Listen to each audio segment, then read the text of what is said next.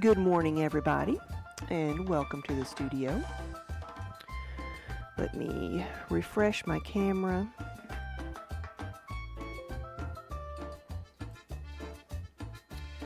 Let's see. In the meantime, we've got Minnie up here. There she is. She was playing. Oh! There you go.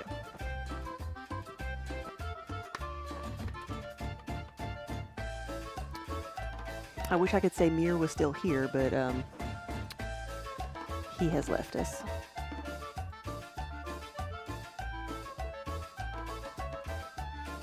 And by that I mean he's sitting in a box somewhere, not that he's like gone forever.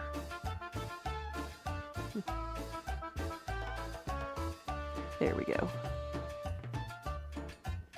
Much better. I mean, he's like, I'm here. You could pet me. Oh, maybe not. Are you a wildcat? Playing with your lizard?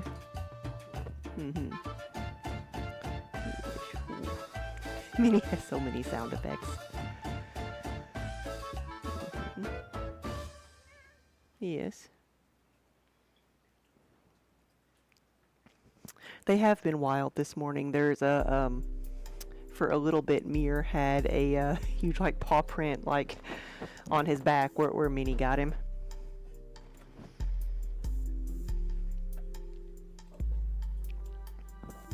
But good morning and welcome back, everybody. We have been out of town at a show this weekend. So we were up in Chicago at C2E2,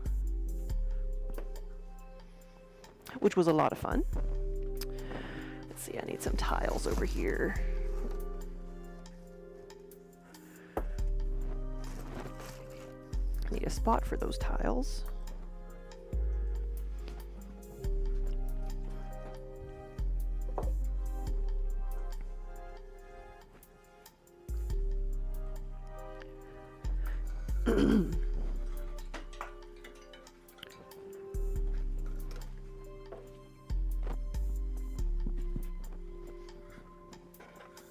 What's up, Manny? Ooh.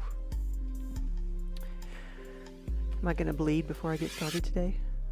I'm not gonna get in the way of the lizard. I'm gonna let the lizard take all the hits this morning.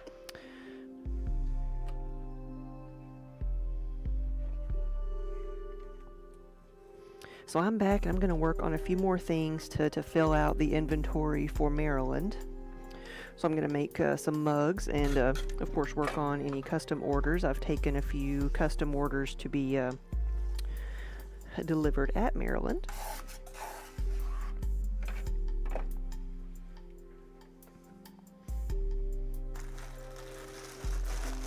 So today it's going to be a probably a very muggy day. It is Wednesday, but it's we're just going to pretend like it's Mugshot Monday. We're going to try to get a bunch of mugs processing today.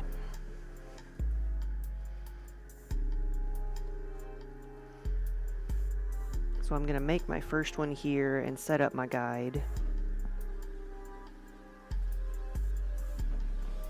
Minnie is watching Mir. That's what she has eyes on.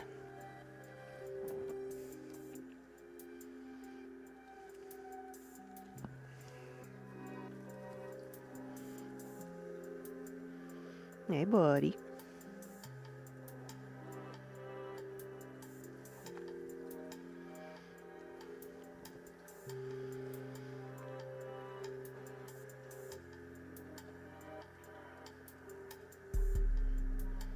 That's my wire cutter.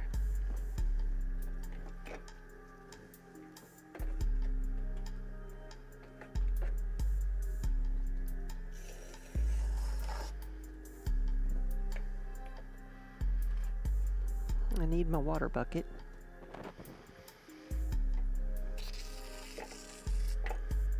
He was just passing through, he needed to inspect things. He is, he's still learning.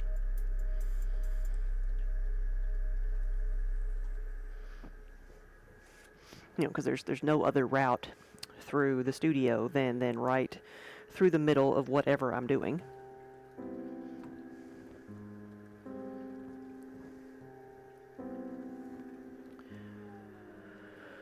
Rulers. There we go. And so these are the 20-ounce mugs. That is good. I'm eyeing it correctly. There's the guide. Okay. This seems a bit stretched out, but I'll leave it the way it is. Like, it looks thinner on the camera than it is in real life for me. So, but the guide is correct, so I'm just going to leave it alone. This has been thoroughly inspected now by Amir. We know that the wire cutter is good to use. Crafting Sam, hey, good morning. Hey, Minnie. You done with me? She's gonna go see what he's doing.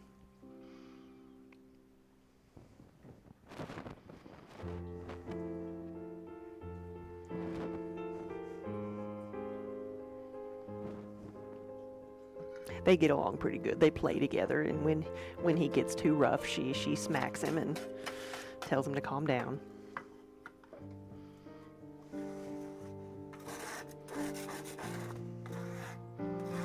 Because Mir he's not a year old yet, and he still does the kitten thing of, like, he doesn't realize how big he is sometimes.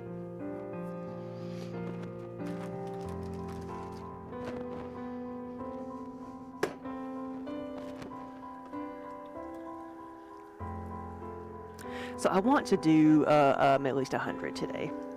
That is my goal. It is 10:26. I sometimes forget when I actually start making things versus when the stream starts.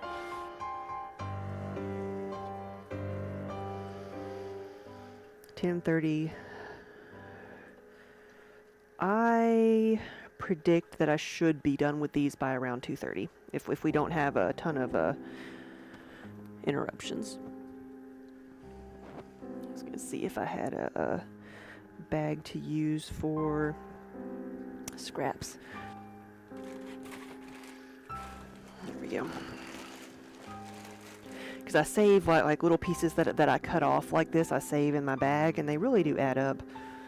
I think at 100 pieces we had like 5 pounds or so of scraps.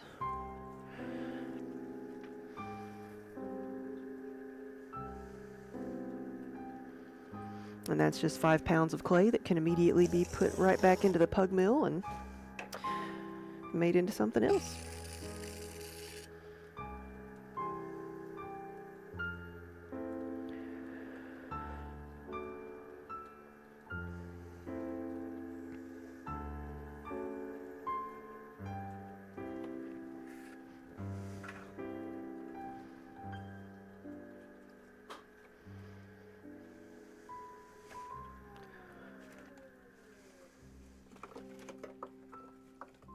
I'm tangled up with stuff here.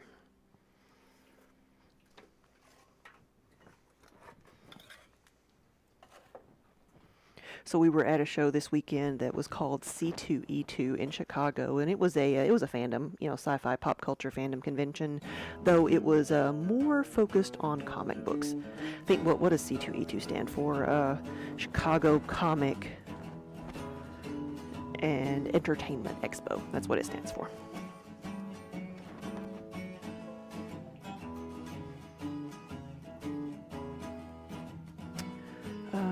Let's go over here and refresh that.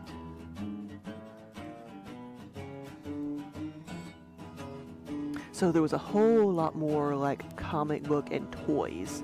I would say I felt like at least a third of the vendors were comic book and toy and Funko Pop type things. Comic book related, comic book adjacent.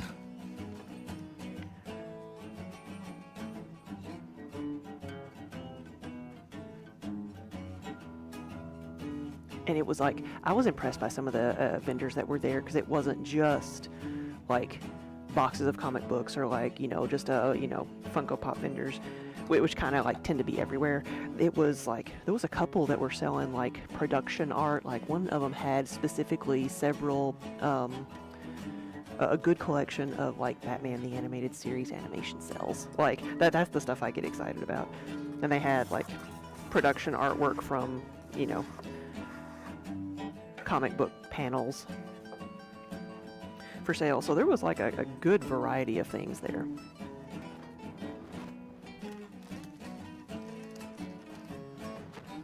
As well as stuff like me, which was like a, handmade.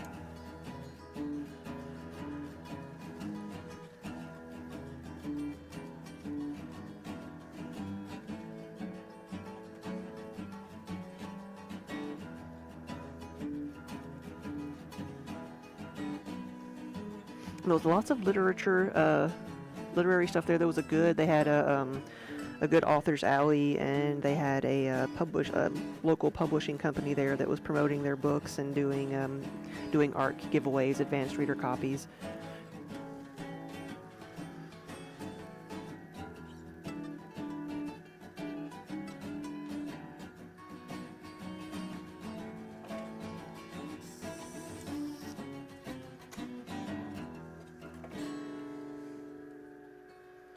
Who was it? Who were the guests that were there? Like, I knew some of them going in, but others I hadn't noticed until I saw, like, what some of the more common or popular cosplays were, or what you saw people carrying around as autographs. Like, I knew had like 4 people from Lord of the Rings. They had Elijah Wood and Sean Austin, and then the Merry and Pippin. So they had the 4 of those. They had the reunion of the Breakfast Club, which has gotten a lot of headlines, like the first time they were all back together, because it's the 40th anniversary, I think. 25th anniversary of Lord of the Rings. Let's get this again. I don't know why we're being so finicky this morning. There was also the Futurama voice actors group that were there. So I saw a lot of Bender heads.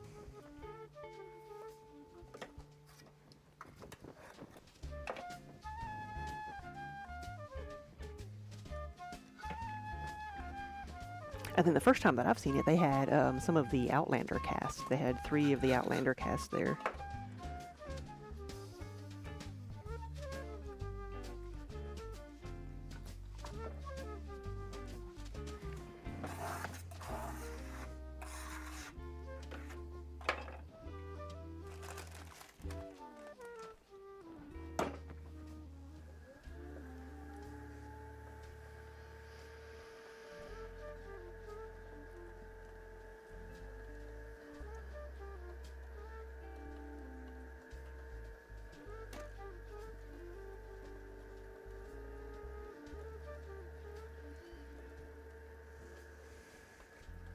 Lassa, hey, good morning.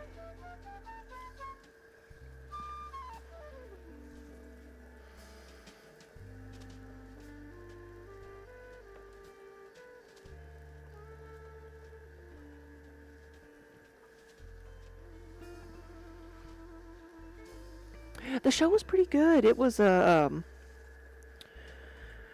being one little bitty booth in the middle of nowhere, it was we were well received.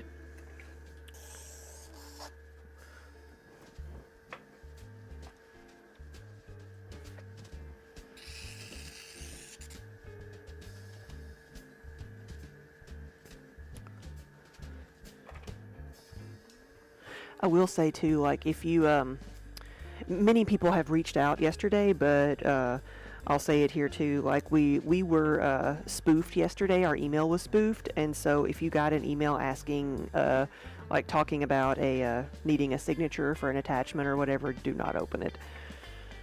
We sent out another email this morning explaining, what had happened and apologizing, just to. We had so many people reach out letting us know that something was wrong in that.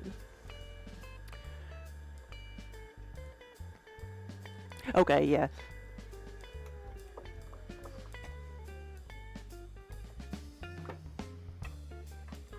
Yeah, just delete that one and go on.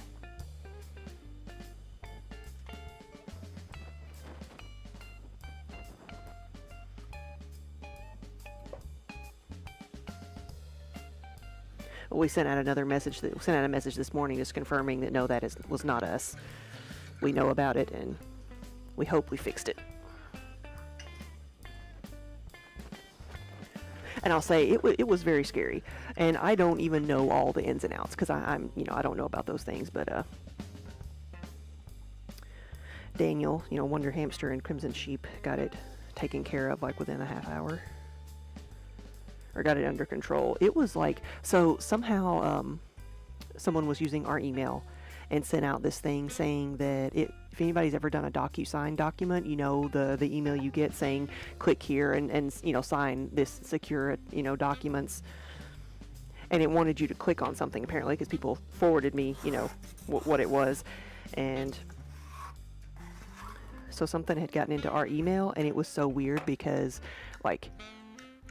with 10 minutes after we started getting these notifications of people saying, hey, is this legitimate? Did you mean to send me this? This is weird. I think you've been hacked or whatever. And I had my email up and I would see someone reply to it on my email and say, hey, did you mean to send me this? And then it would go away. So somebody was in there deleting things. It was very scary, but thanks to Wonder Hamster and Crimson Sheep, we still have all access to all of our things.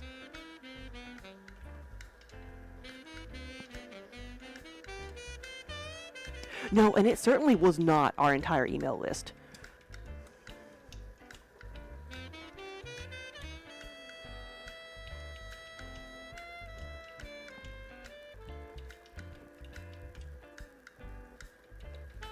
Oh, nice.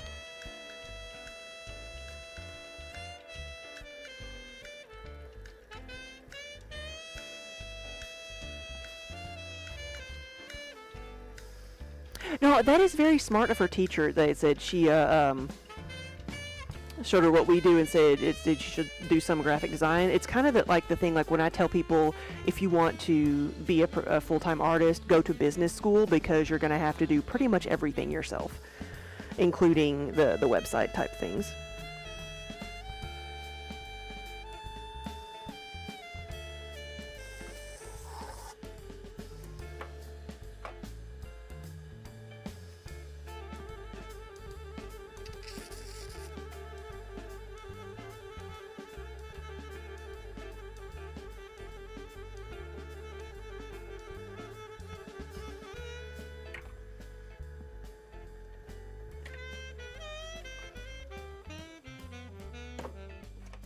Well, we got to see a lot of people this weekend in person that we hadn't seen in a long time. We got to meet some people that we only know from online or Twitch.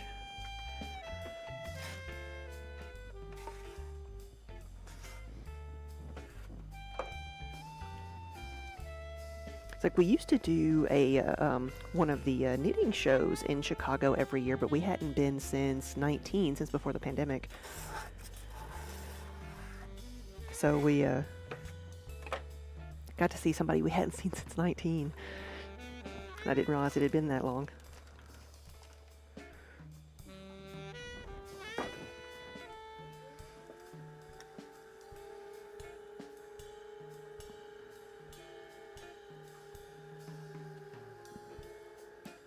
Oh no, I don't take it the wrong way. There's lots that we can do, but there's also a whole lot of work that's gone into getting it to have as much information that it does.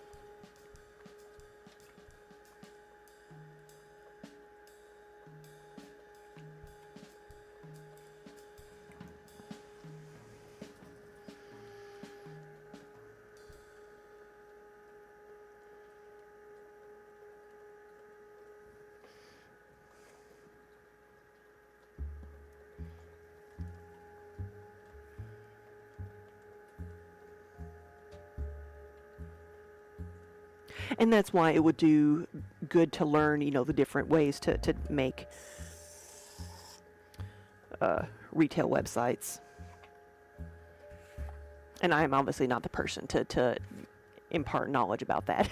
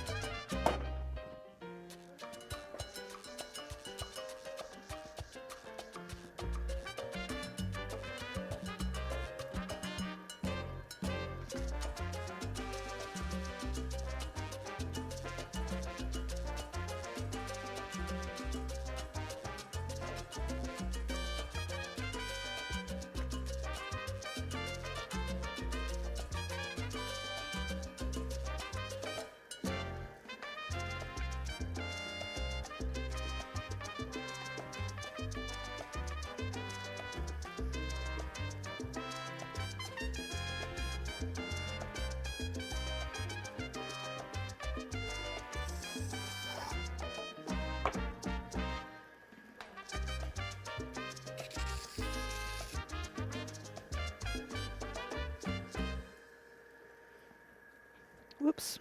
Well.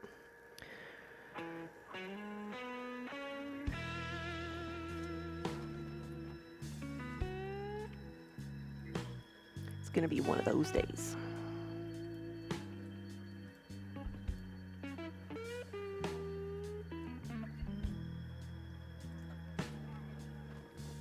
Okay, we're good.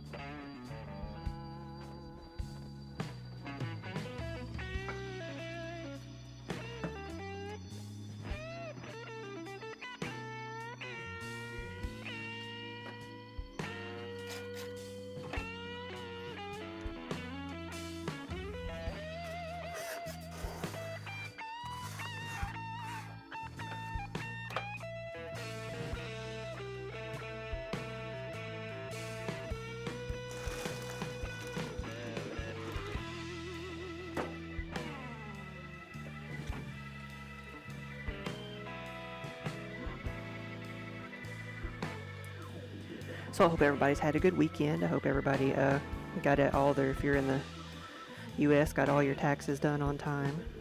So that headache's over. And our neighbor next to us is a CPA, and so they've been here like almost till like 10 or 11 o'clock at night every single night for the past month. And I saw them coming in late today at 10 o'clock. I'm like, oh, so y'all finally get a breather. And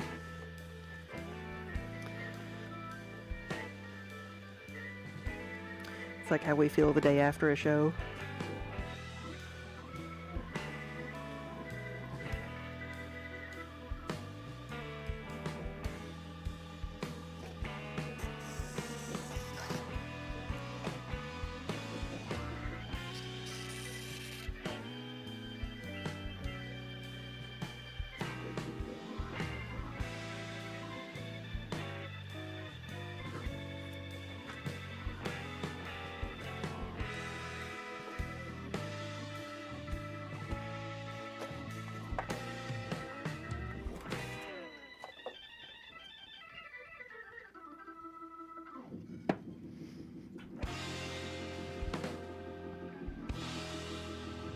Yours were done over 2 months ago. Look at you being prepared.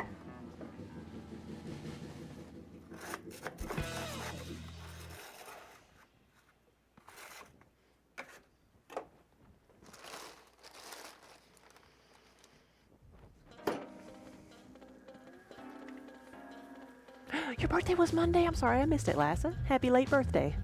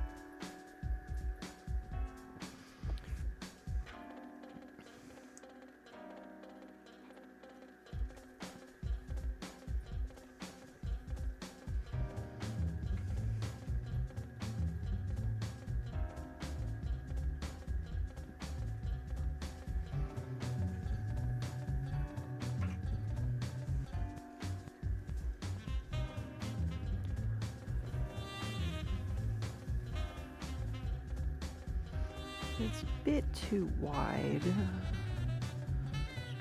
press it a little bit.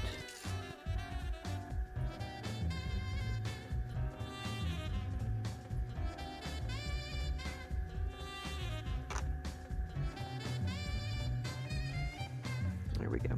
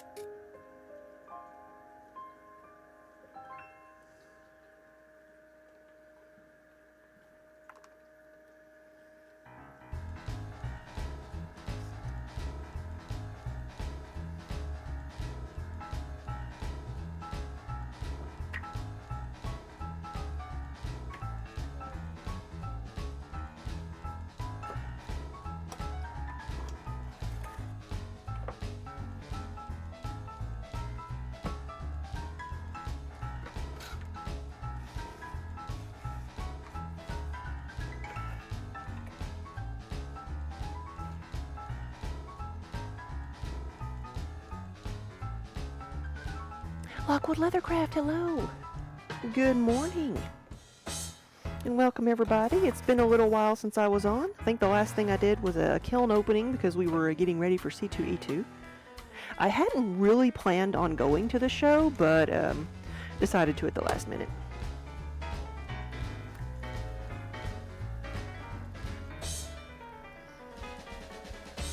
Though it's like the load-in, like we were kind of worried about the load-in for the show since it was in a downtown area, which usually means there's not a lot of room. But they let you pull into the show floor. They let you pull actually into the convention center to unload, which like feels so luxurious, but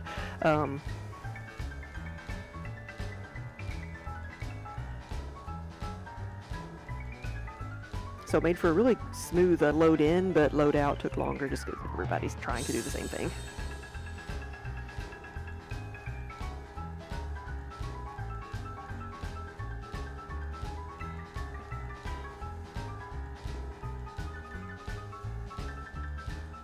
Right, Lockwood? Yeah, you can appreciate that, like how,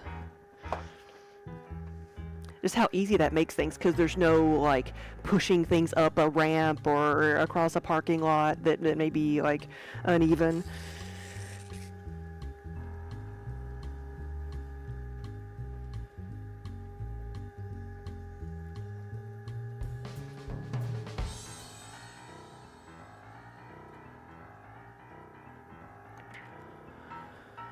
You're investing in a caddy of some sort this year? You mean like a dolly?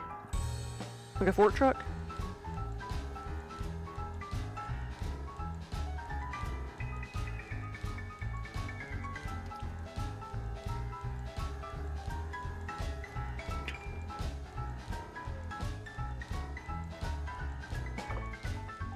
The one we have like has lasted us forever, and it's like strong. It's a one that folds down. There might be somebody here.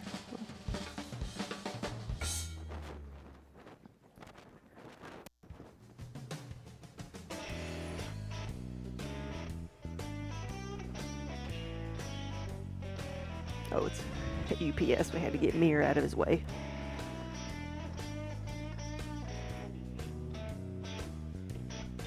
Mir's taking his door greeter duties very, very seriously, and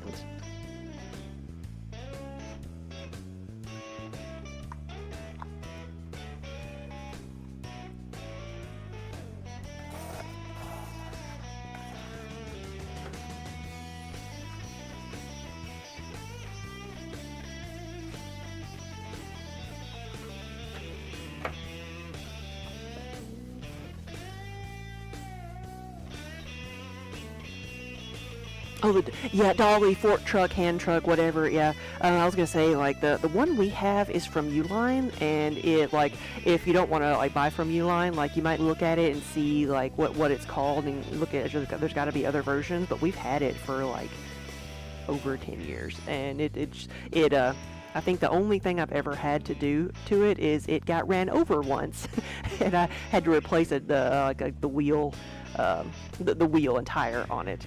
But we were able to, like, by ourselves, and no problem, so.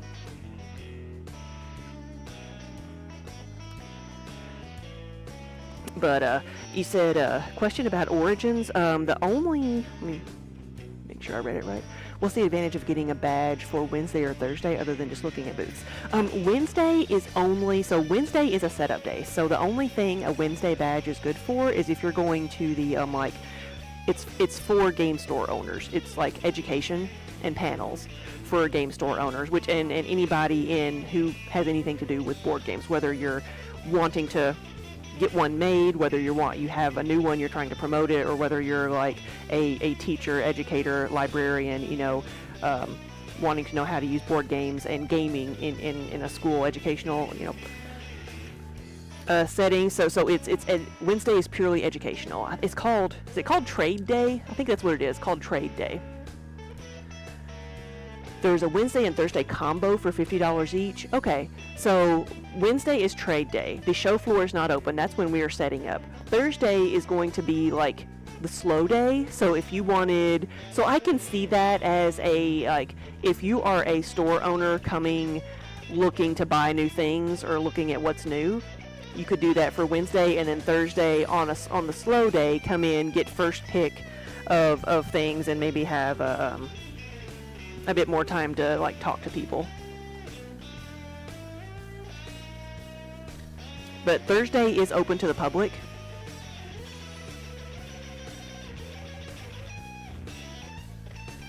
And I forget when they do their award ceremonies and stuff.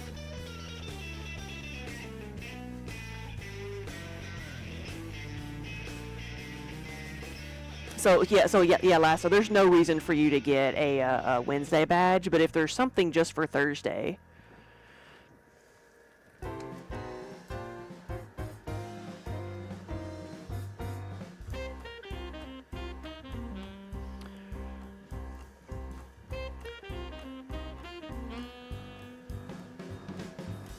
But Thursday is going to be the slower day.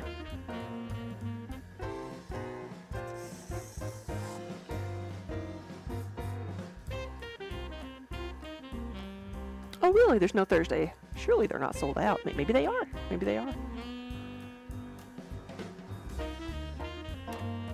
Madash, hello. Good morning.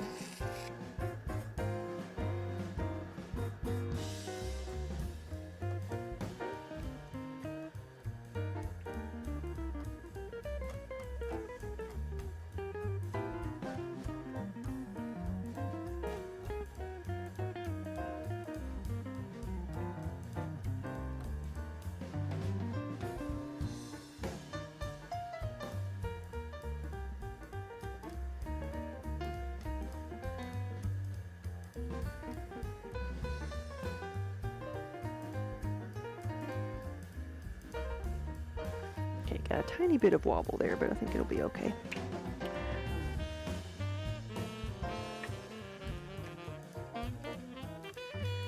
Let me see what this is. Be right back.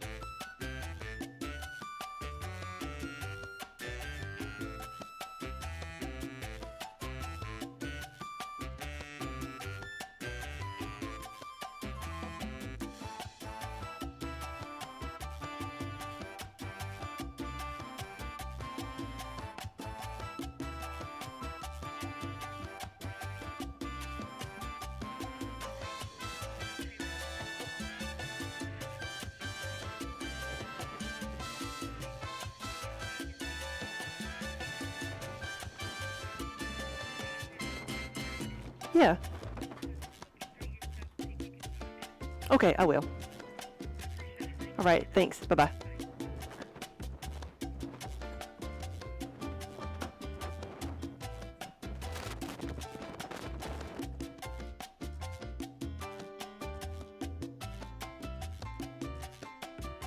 That's on.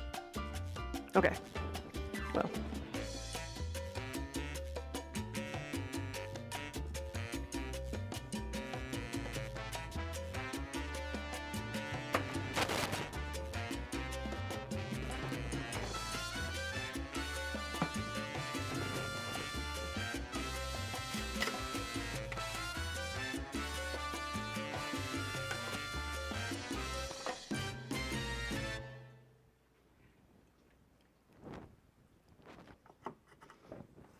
So I gotta take some more paperwork over to the courthouse.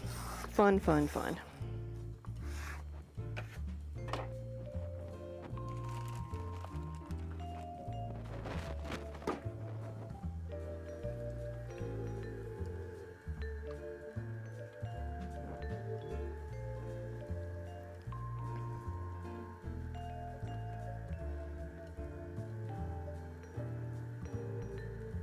But yeah, Origins is a really fun show. It is one that, it's one of the, I guess, the smaller cons we do, but it's gaming themed and we just enjoy going to it. It's in Columbus, Ohio, and one of the best things I think about it is like, yeah, there's all kinds of stuff on the show floor, but it is one of the best like board game libraries I've seen at a con, and extremely well organized. And there's no extra cost to use it. So you go in and, you know, you can just, of course, you have to like leave your driver's license or something to check out something, and it's I think it goes till like 1 o'clock in the morning. You can just sit there and like play board games, or if you want to learn something, you can rent a board game and have a flag that says "I want to learn," or have a you know, they have different flags you can put out on your table says, you know, need more players or willing to teach. That's what we did. That's how we learned Scythe last year. Is there was somebody that had it all set up, because it's a like pretty complicated board game just to learn by yourself the first time, and so there was somebody had just set it up on the table and said willing to teach. So like me and Daniel went over and learned how to play, and now we love it.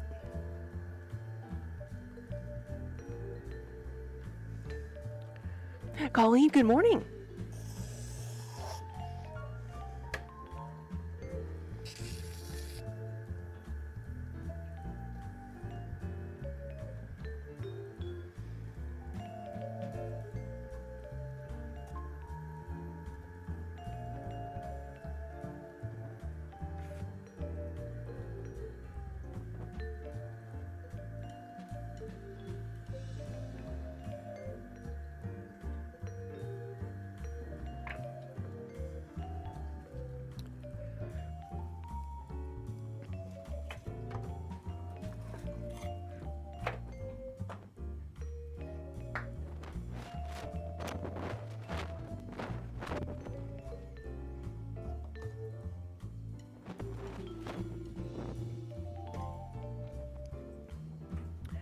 So that is 14.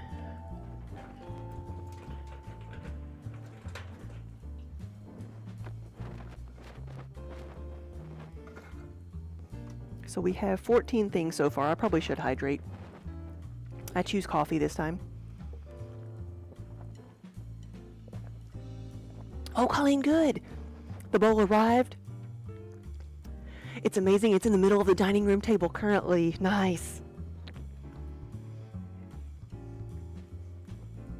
Yeah, I thought it turned out really good.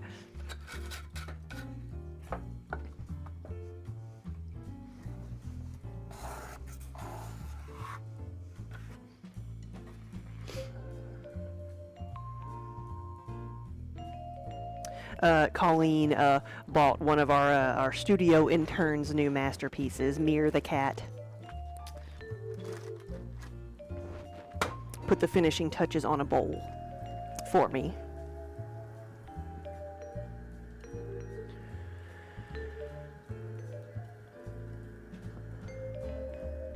If you saw something you liked, would be able to purchase it at Origins in the board game library.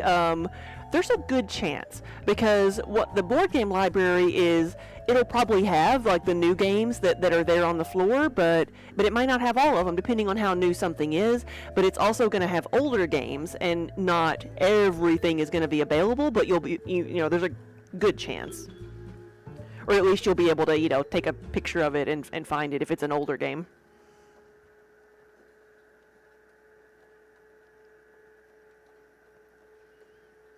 But that's kind of something that, that happens is if, new games are there, they want their games to be played, so they may sponsor some part of the board game library or have tables set up to learn to play.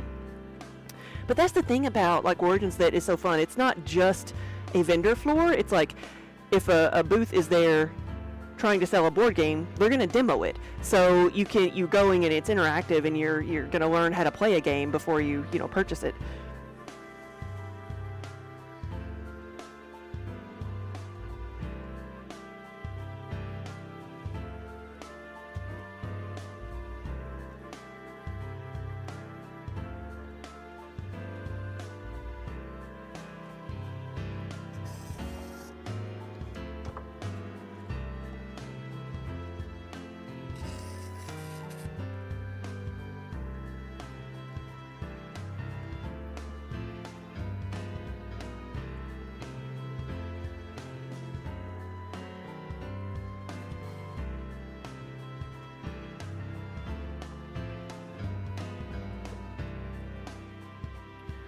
Oh, right, Lassa, I know, and I'll have to, I'll look too and see, because I know we don't get any discounts, because we only get, 2 badges with our booth.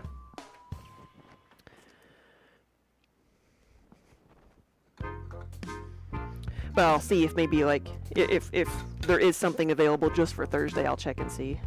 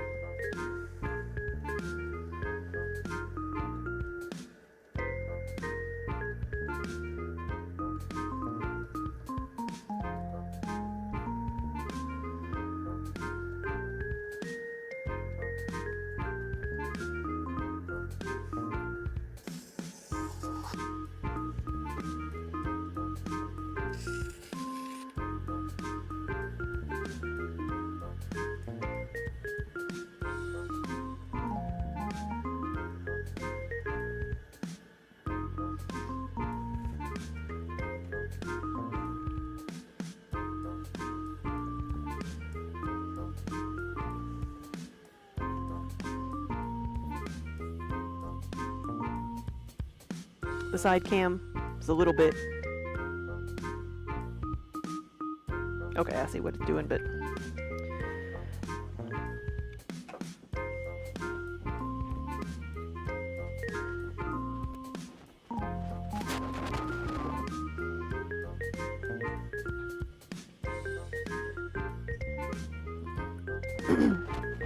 I'm actually not going to mess with it unless it freezes up again.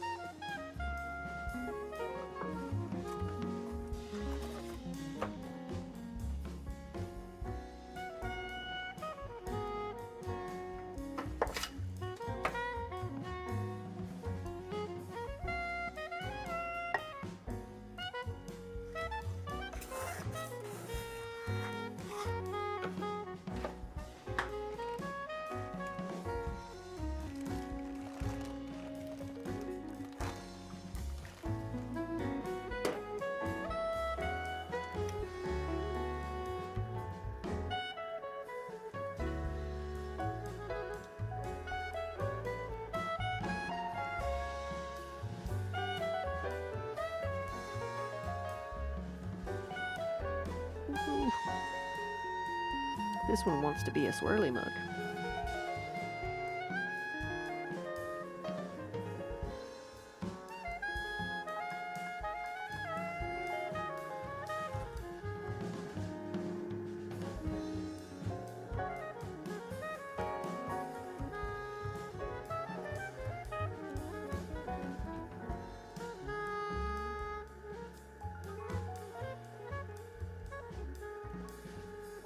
So some of the new things we took to the show we had a really good response to. You may have seen some of those coming out of the kiln because we had quite a few new things.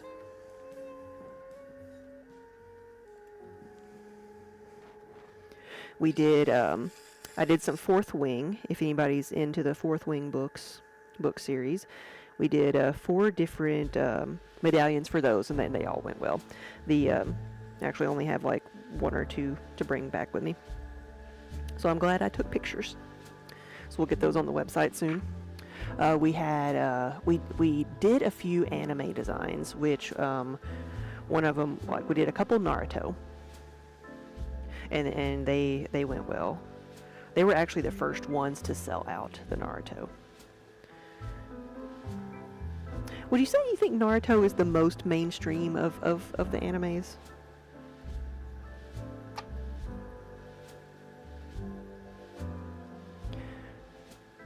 Daniel wants to do the, I need to make this a little bit taller, I think.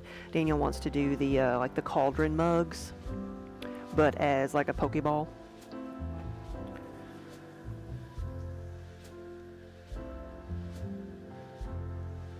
The cauldron mugs went well too. I took them for it not being, Halloween season or anything.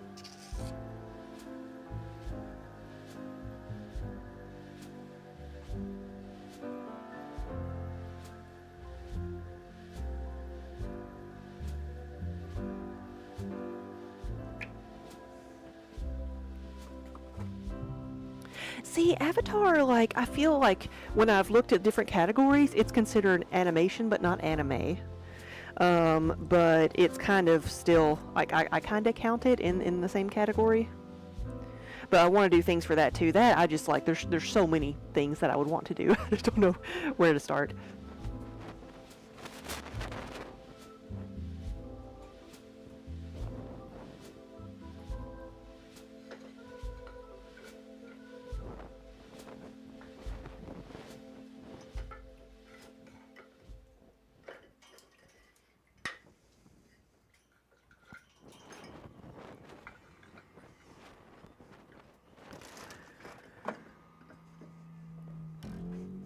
It's like, do I make something for each village, or do I make something for just one thing that has all of them?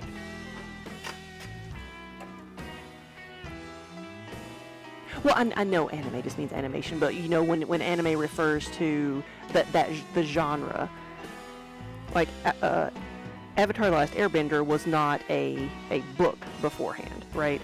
So I think that is why it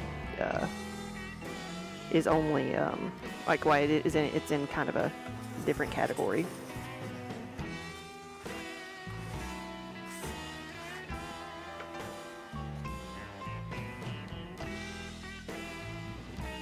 Yeah, Dragon Ball. We did One Piece and Naruto, and then and Pokemon we were thinking about. We did Naruto, One Piece, My Hero Academia, and then Attack on Titan.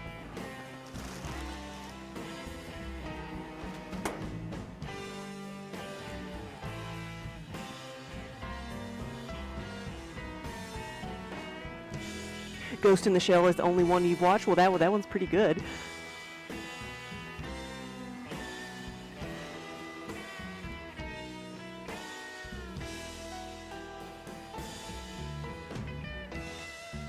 And oh my gosh, Has Been Hotel. Has it it's been out for over a year, but we just watched it like within the past month. Has anybody else like Has Been Hotel, or the one that was before that by the same creators was Hell of a Boss?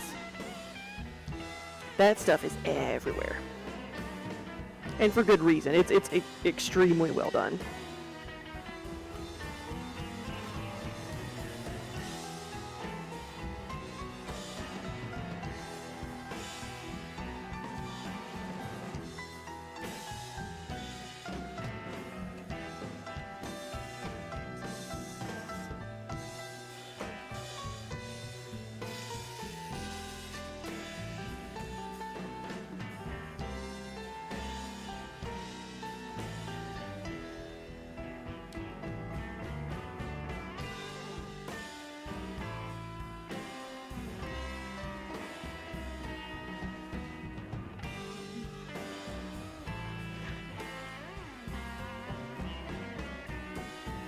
Luna. I don't remember which one is Luna. Nifty.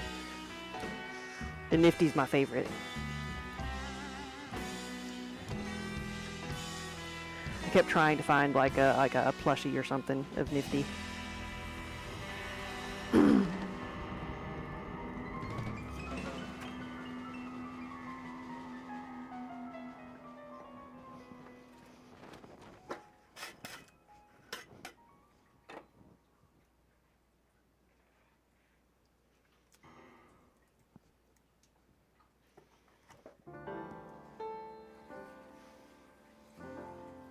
Oh, okay. So is that from Hell of a Boss then? Okay. Yeah, I've only seen Has Been Hotel. Ah.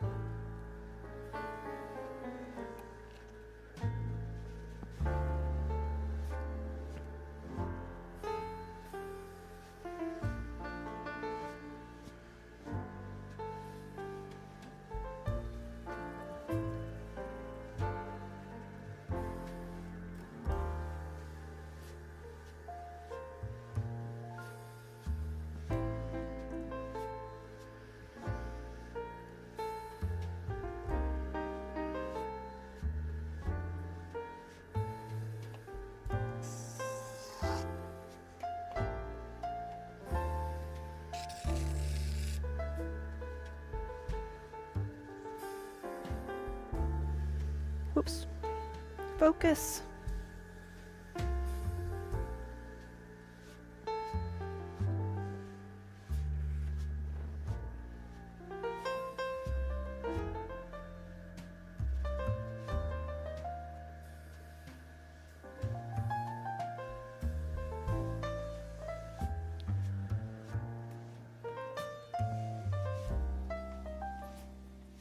Oh. Well, at least it's blurry. You couldn't see it on one side. Here, let me fix this.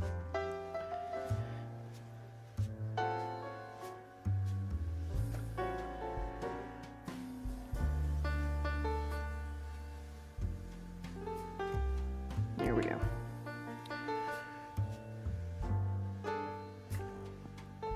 All right. We're done.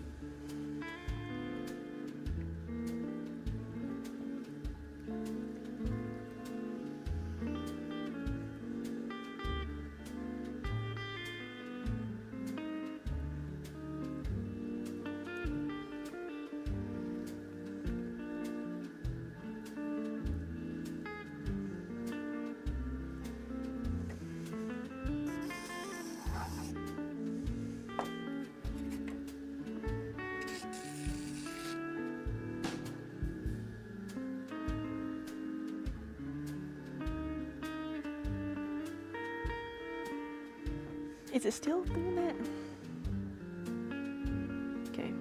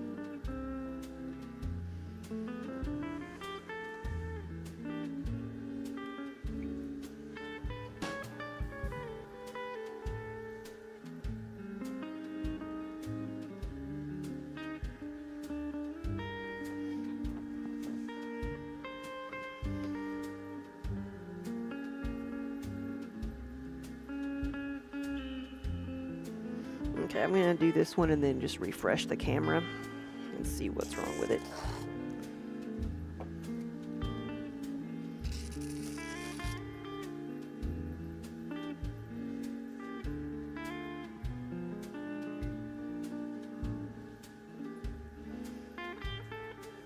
So, so this is what it looks like if I don't have my glasses on.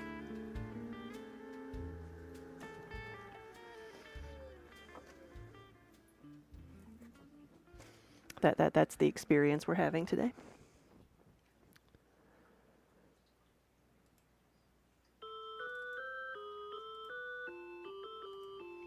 Like it's gonna like focus right before I do that. There we go.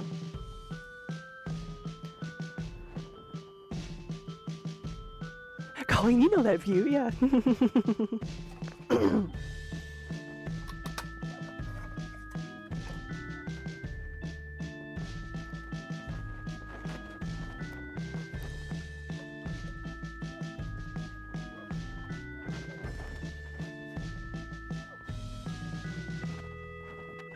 All right, that's 23.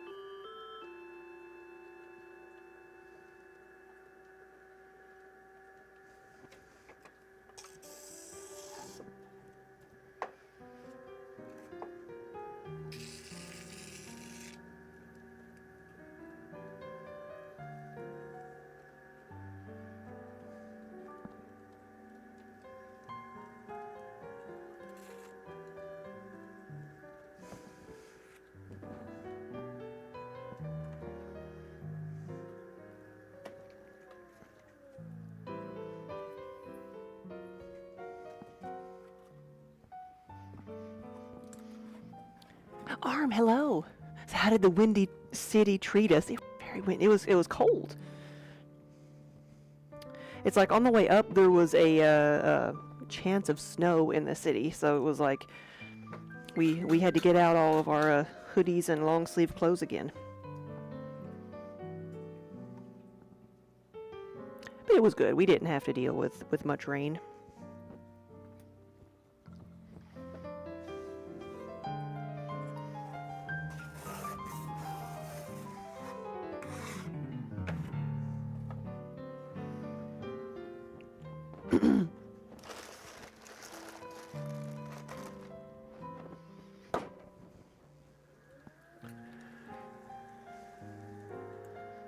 But no, Chicago was good. We always enjoy going up there. It was the first time at being at this show, but we've done different events up in Chicago. Usually they were knitting events or just go up there for like a quick vacation.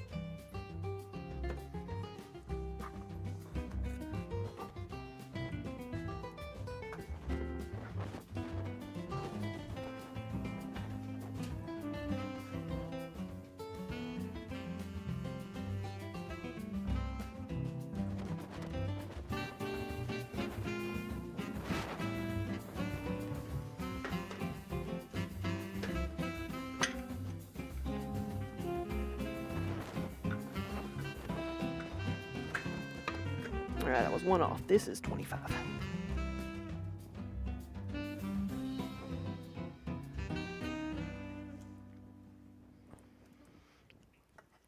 No, the C2E2 show was like a pretty good show. Like, it would be fun just to go to as a guest, because like we've done kind of like a variety of the fandom cons now, where we, like, the first ones we did were gaming cons. We did Gen Con and Origins first, and then we had been to Dragon Con several times, so we kind of knew what to expect there as far as like what the content of the convention is. But like a lot of these other, I want to say like maybe newer cons, like they're Comic-Con style, where it's basically just celebrities and a show floor, no like extra stuff.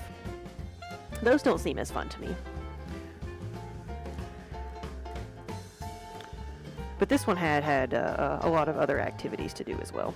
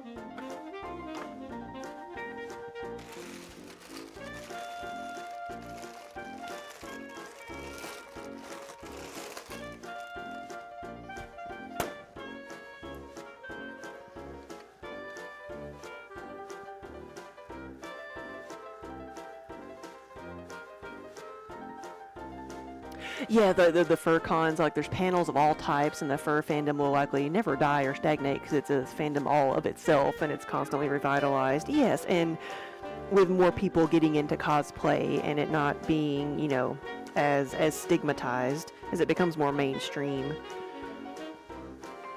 more people like get into it.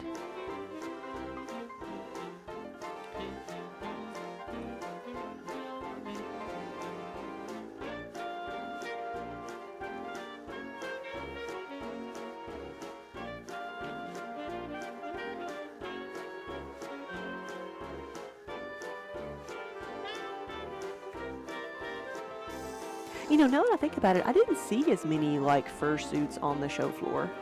I wonder if they were regulating the size of a cosplay that could be on the show floor.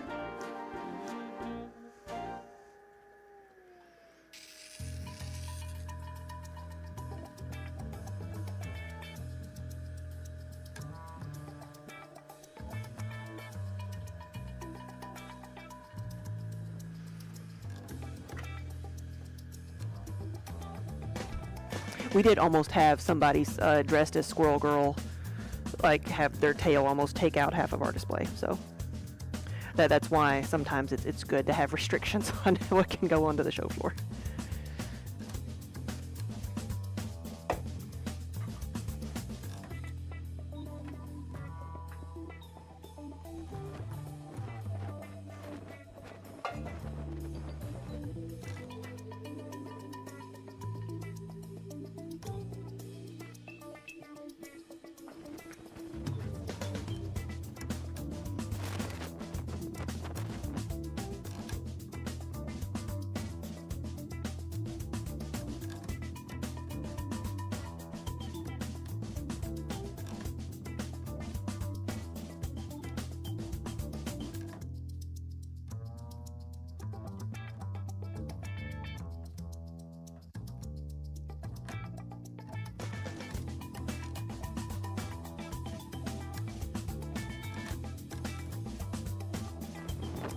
Where's my drink? There it is.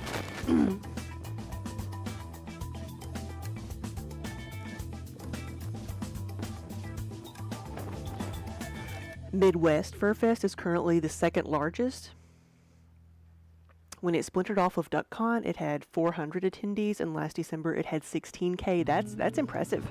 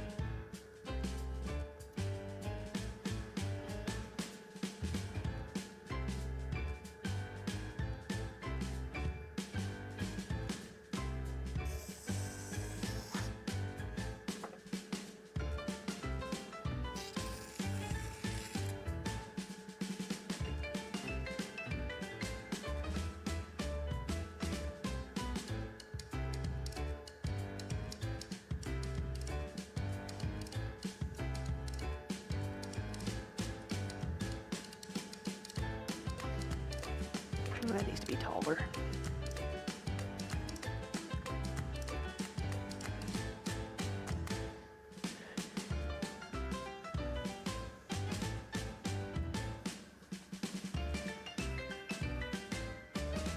Well, it sounds like that the con has had like good steady growth then. Or has it been like a lot of conventions where in the past 10 years it's been exponential growth? Because that's what's happened, even with the big ones like Gen Con and Dragon Con. Like,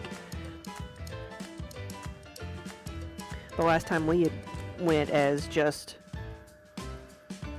attendees was like 2015, and it's almost, I don't know if I'd say unrecognizable now, but it is a completely different experience.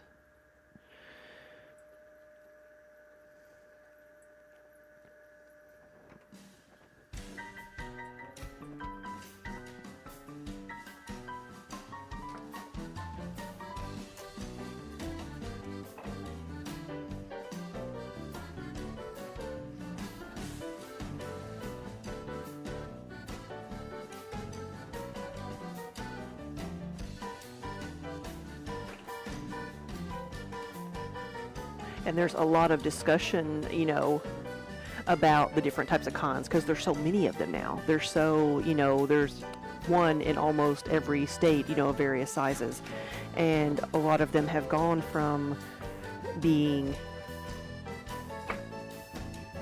a safe, kind of like a safe space for people who are on the fringes, or you feel like you're outcast, or, the nerdy, geeky people who are not mainstream at all. Now suddenly their interests are mainstream, so you get casual fans and you get just a completely different vibe.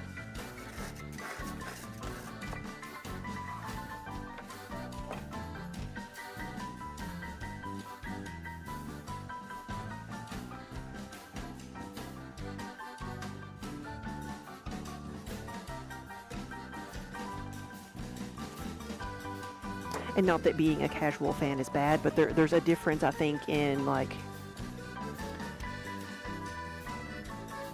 the majority of people being there because they really like this thing and it's not mainstream, so you have to like you when something's not mainstream and you get really into it, it's kind of different than when it's easily accessible.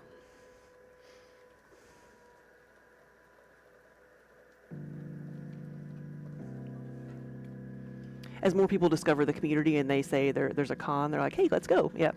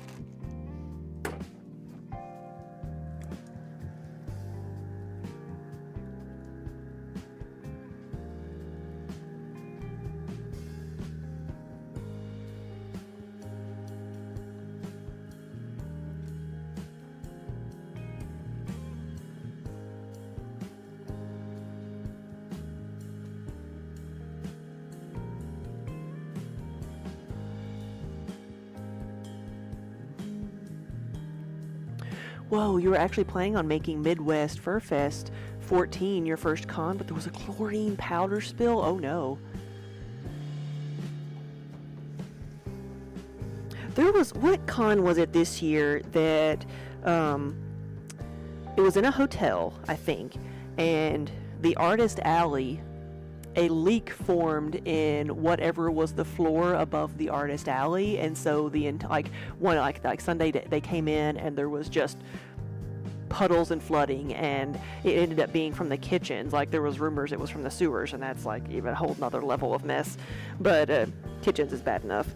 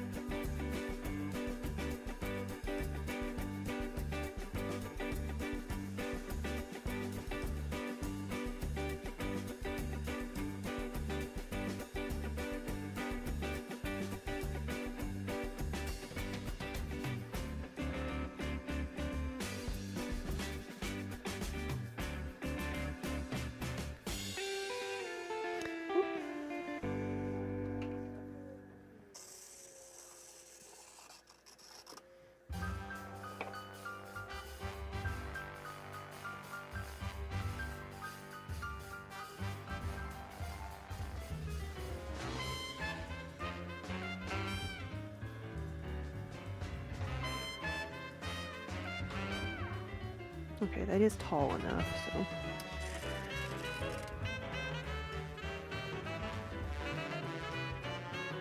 There we go.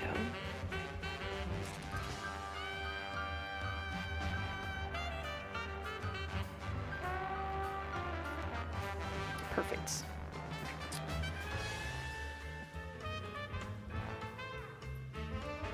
Oh no, there was. So that was Indy FurCon. A non-attendee drew a bath and fell asleep, which caused the tub to overflow and flood several rooms below. Oh no. Wonder how often that happens. 5 floors were flooded. Something like that happened at Dragon Con one year at one of the host hotels. Something, you know, an entire floor was flooded for some reason.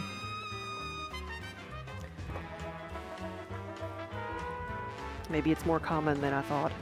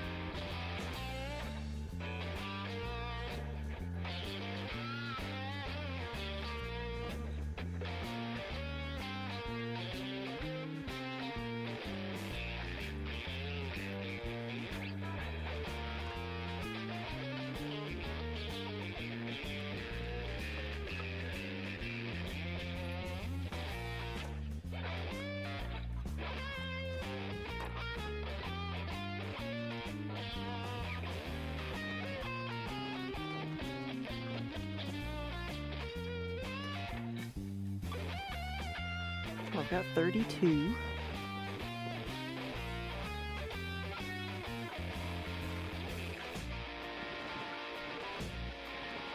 So close to a third of the way done.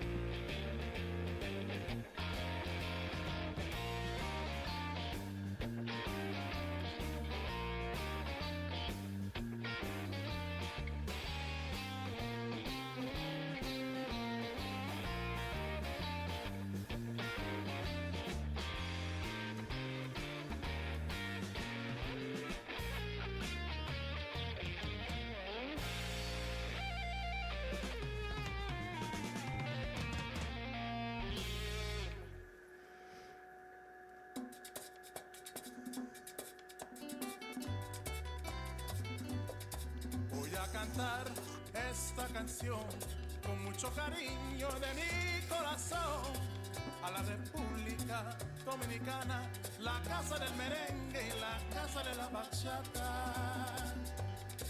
Voy a cantar esta canción con mucho cariño de mi corazón a la República Dominicana, la casa del merengue y la casa de la bachata. La casa del merengue, La, la, la, la, la, la, la. Y la casa de la bachata.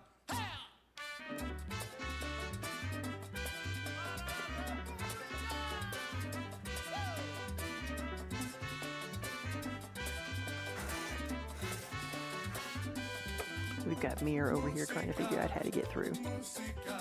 Come on. There you go, yeah.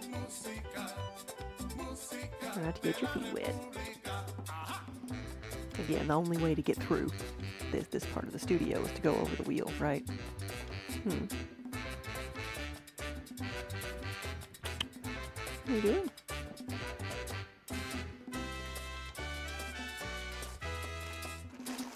There you go. You need me to move that?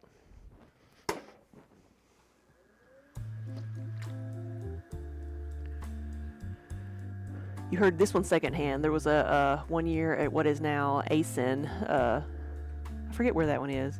Some children got into a random argument while trying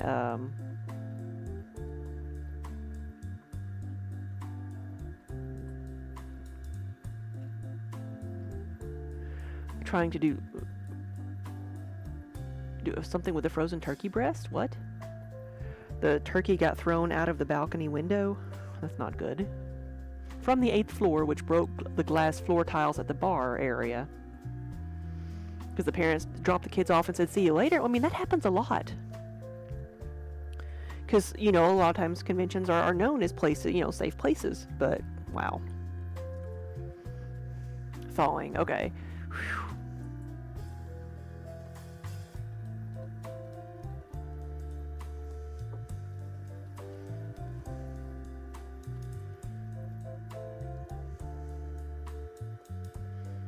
I mean, heck, I even saw that at TwitchCon in San Diego. You see people like dropping off teenagers all the time.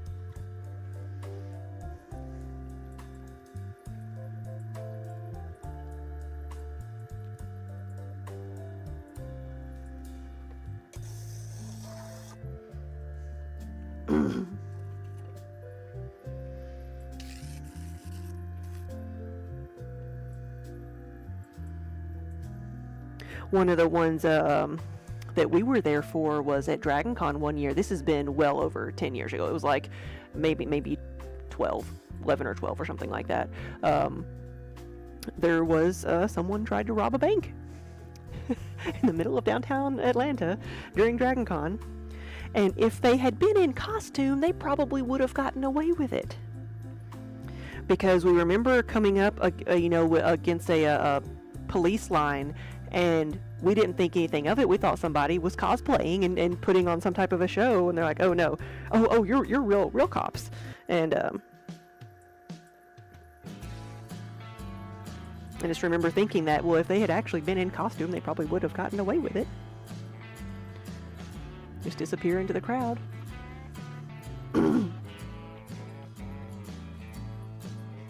Whoops.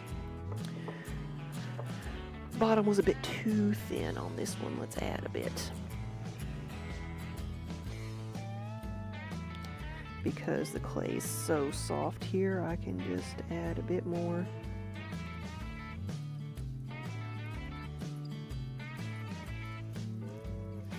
And everything sticks together.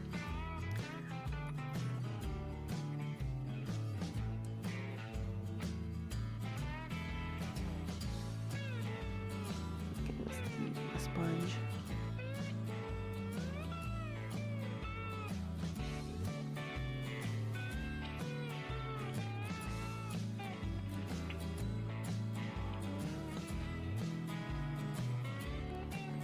Yeah, the convention horror stories are always better when you're not there.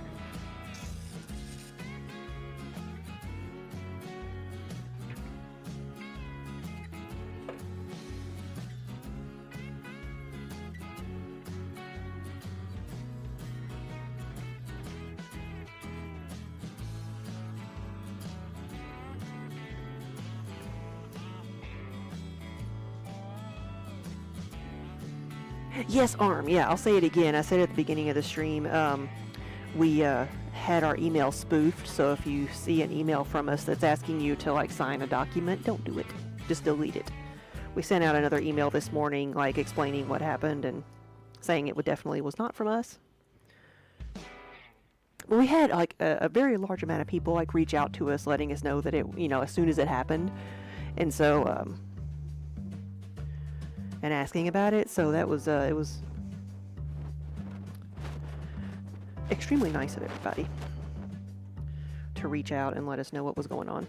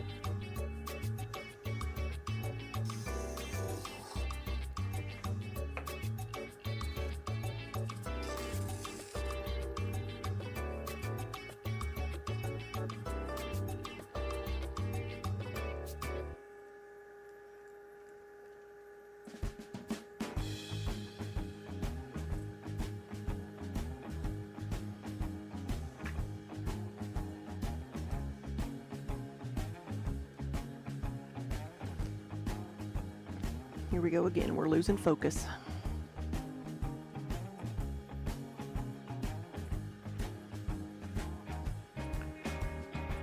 Tiki Room, hello.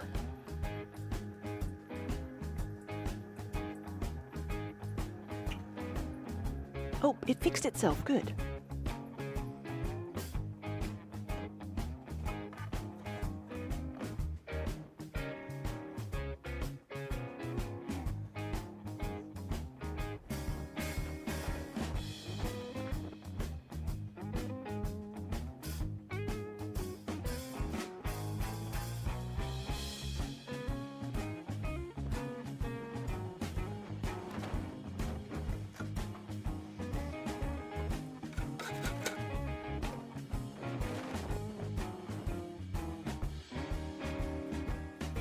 Well, we have 40 pieces right now. We're getting closer to halfway done.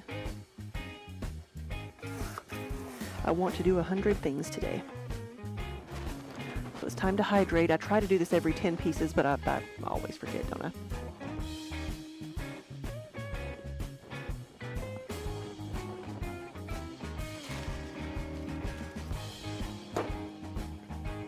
Yeah, Tiki Room, welcome back. We have been in Chicago for the past weekend. This is my first day back streaming.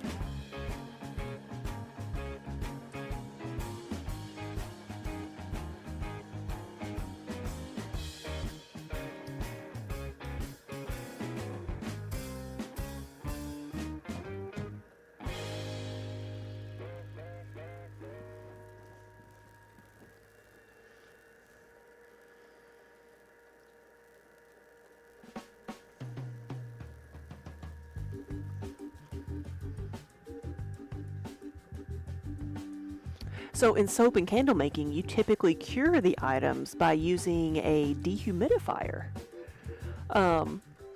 So is curing soap not like, I guess I always assumed it was a chemical process. Is it like something that just needs to be dried out?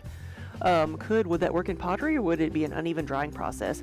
You can use a dehumidifier. What some places do, like let's say in the middle of summer here, or if we were in Florida where it's super humid, some people will create a make a big cabinet or something, and or set up, like you can get those little greenhouse cabinets that are covered in plastic, and either do one of two things: either put a humidifier in there or just keep it closed up so things don't dry out, or put a dehumidifier in a small enclosed space to dry things out faster. So yes, you can do that. I have seen there's like a school in Gatlinburg called Aramont. They have a big, small room, basically cabinet, like connected to their kiln room, and that is their drying room. They just have a fan blowing the hot air from the kilns into this room that filters out, and they use that as their drying room. Because especially in a school setting where workshops maybe only last a week, you want things to dry out quickly, but also evenly, because that's the most important thing, is even drying is the important thing.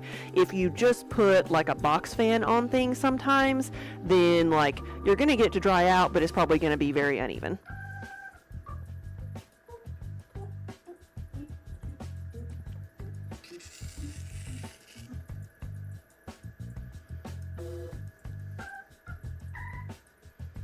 So the making process is chemical, but the curing time is so the water can evaporate so the bars last longer. You know, I tell people that, like, with our soap dishes that we have, I say it's so that, you know, especially with handmade soaps, that it lets them last longer because it keeps them from just sitting in water and dissolving. So that makes sense. You're doing the same thing.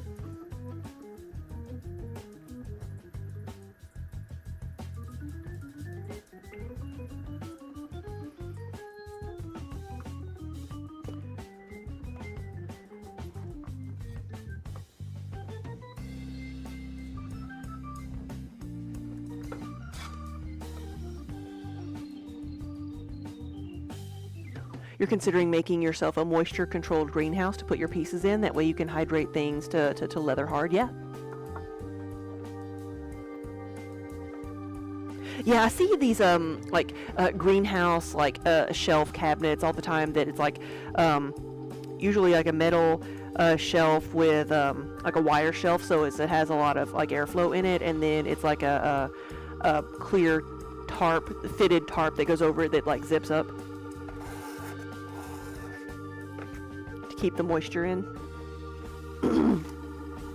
Because I've made a makeshift one here, because I have a rolly cart, kind of like a baker's rack cart that I put everything on, and it's a wire rack, so it has some airflow to it, and I've put I can put a box fan underneath it pointing straight up, and then just cover the whole thing with plastic and kind of get airflow going through there to dry things out faster.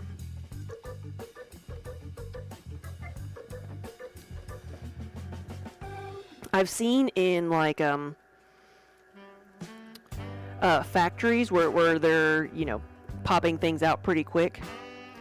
like they this was on an episode of How It's Made. I don't even know if that show is still on, but like How It's Made took you through a production ceramic plant, and I was impressed to see that like they pop things out of their mold or whatever, and it goes on a conveyor belt, and everything just kind of is like a rotating conveyor belt that goes above the kilns, so that all that heat can dry things out quickly, and then it goes through, you know, into a bisque, and then a glaze and all this and that.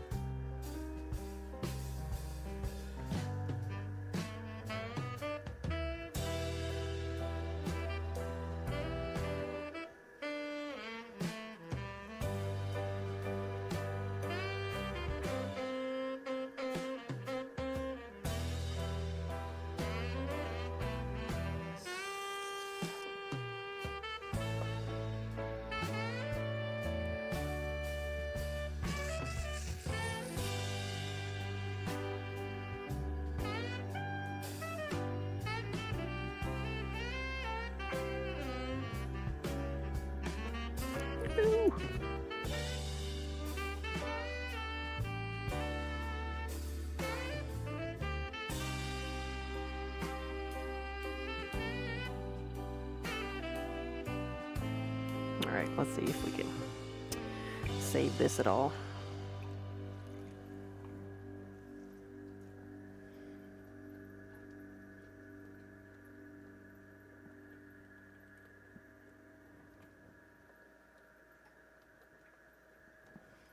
Alright. It's not too bad.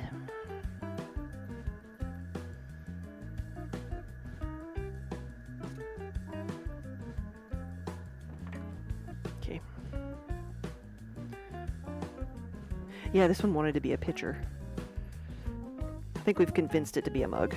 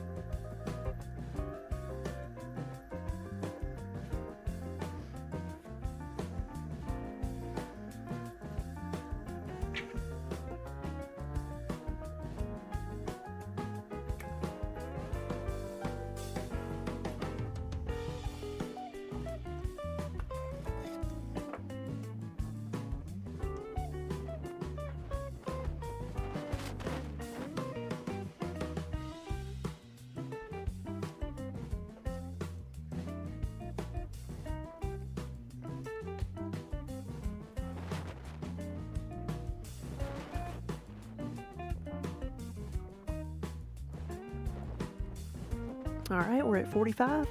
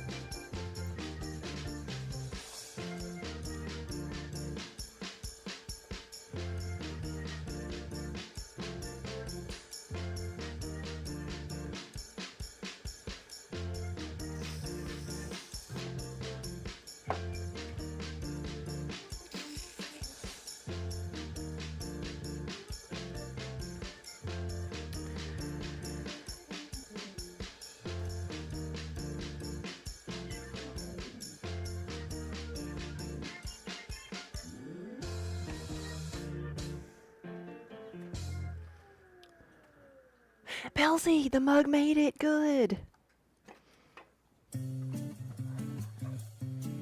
Well, I hope your mom had a good trip.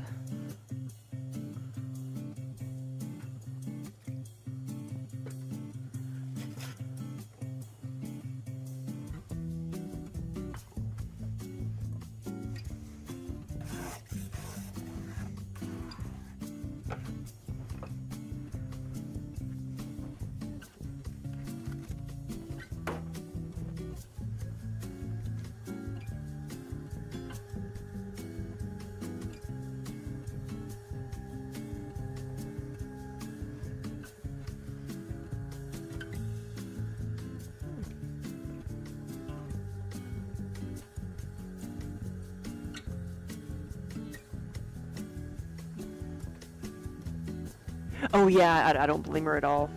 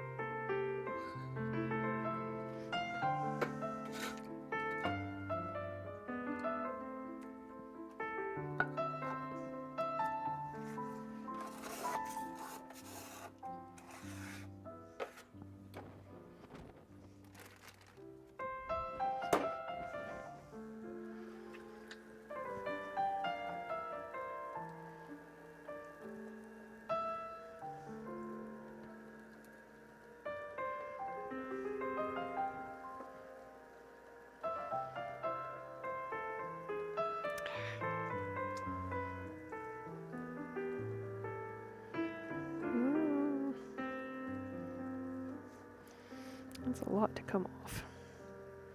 See if we can still make this a mug.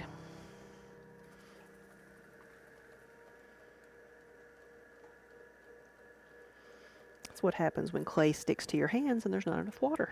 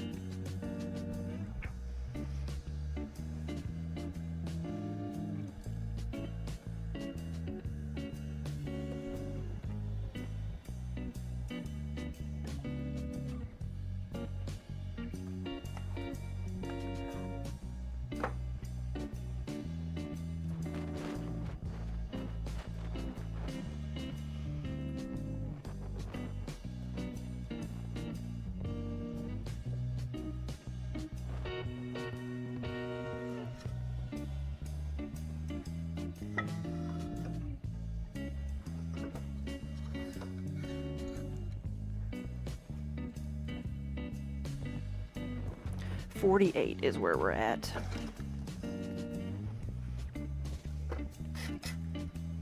I didn't quite make it to 50 in 2 hours. I've got 2 more to go.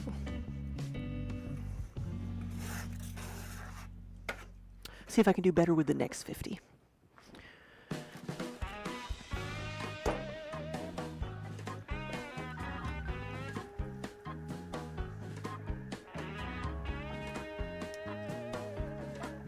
But we've still not had a claytality.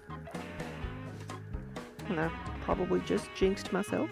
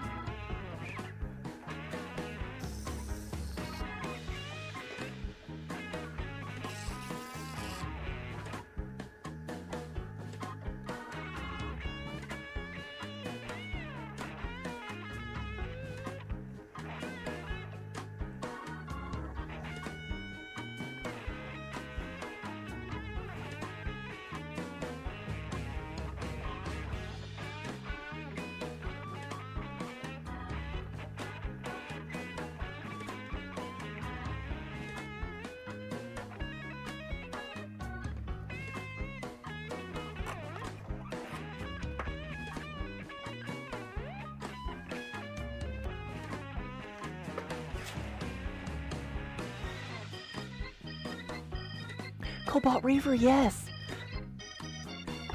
We've been in Chicago this past weekend for C2E2. That's one of the shows we got into this year, maybe not quite at the last minute, but we only had maybe like a month's notice for it.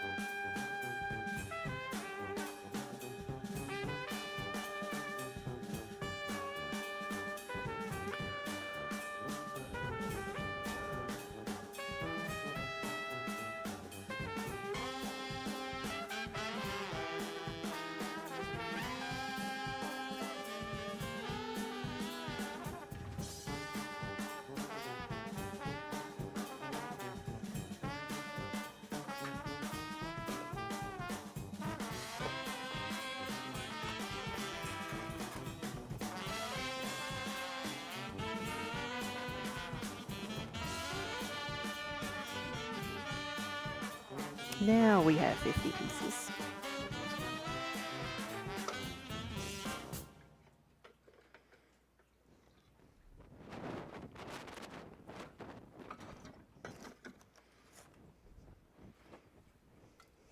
Hey, Spook.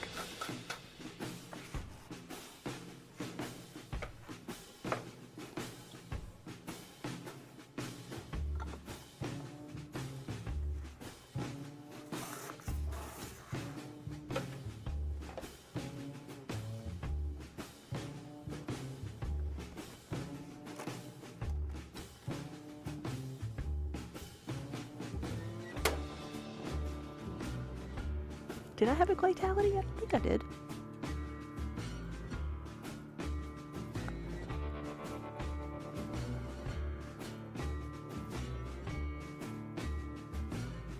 $40, $50. Yeah. Huh. I feel like I'm one short here.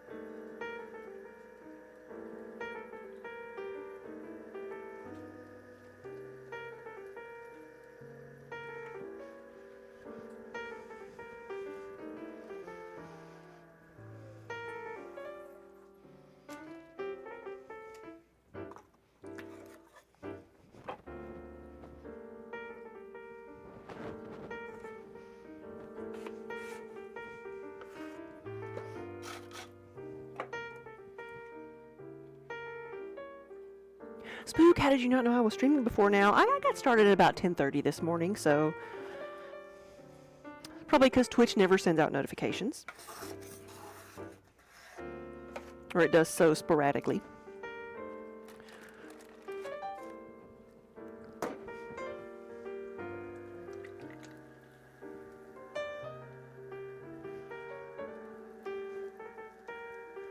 We are at 53, so we're finally over halfway done. So it's all downhill from here.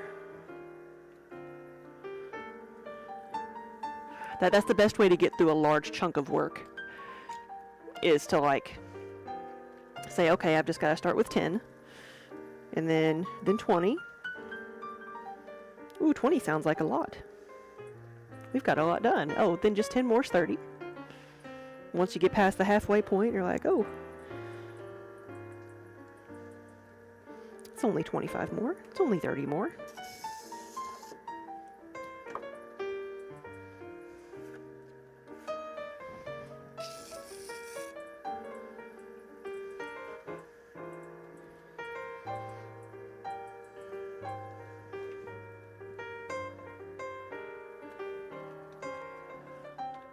How do you eat an elephant? One bite at a time.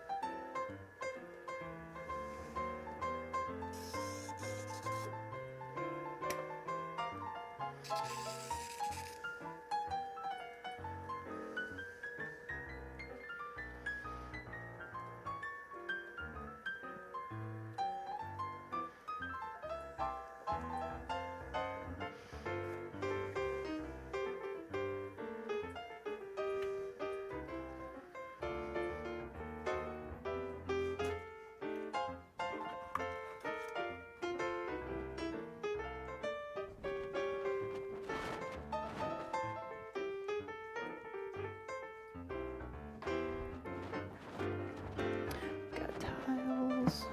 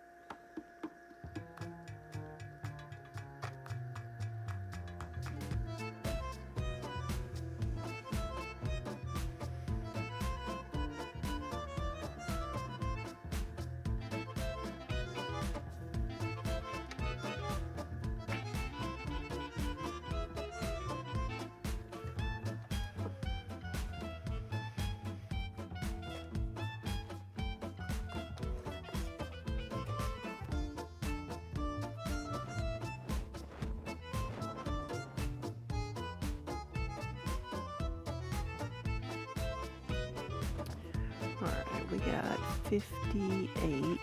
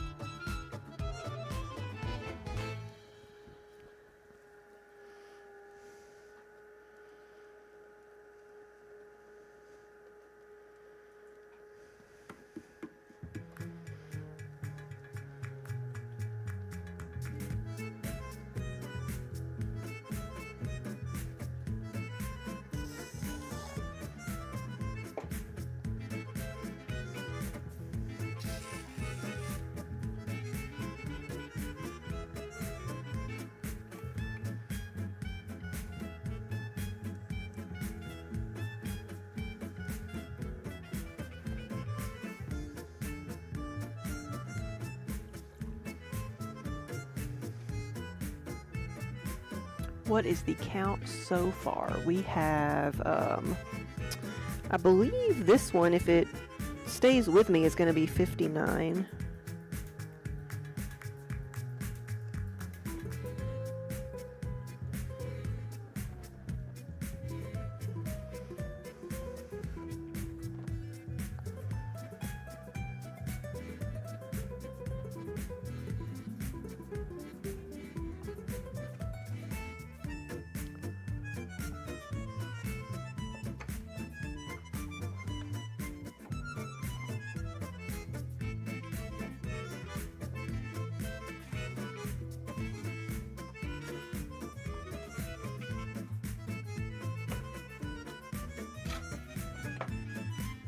The weekend went pretty good. We always enjoy going up to Chicago.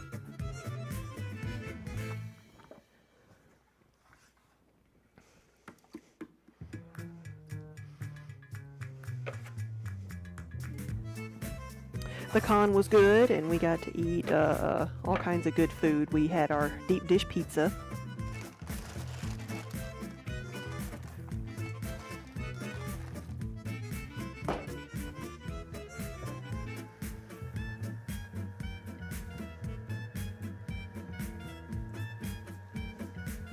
And then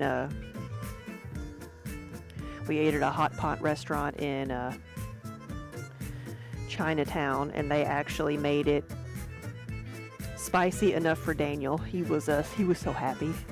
They came out. He chose the highest spice level, and they came out and they made sure. They're like, this is really, really spicy. He's like, yes.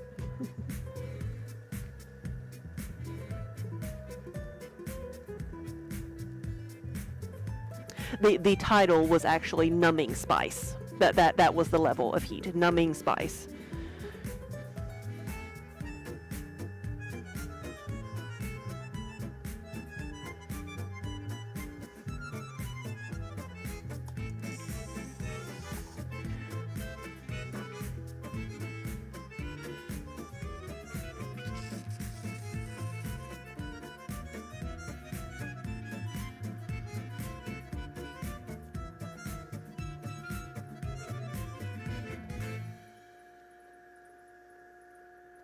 And they did. They kept coming by and checking to make sure he was actually eating it and that he was okay. Because you never know when you go to a place, like, if they'll actually give the tourist the hot spices, because they know most people don't know what they're asking for.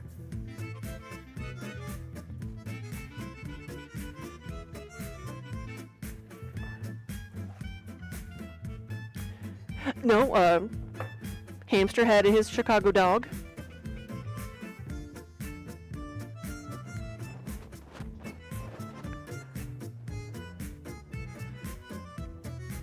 I promised him I would not embarrass him by asking for ketchup.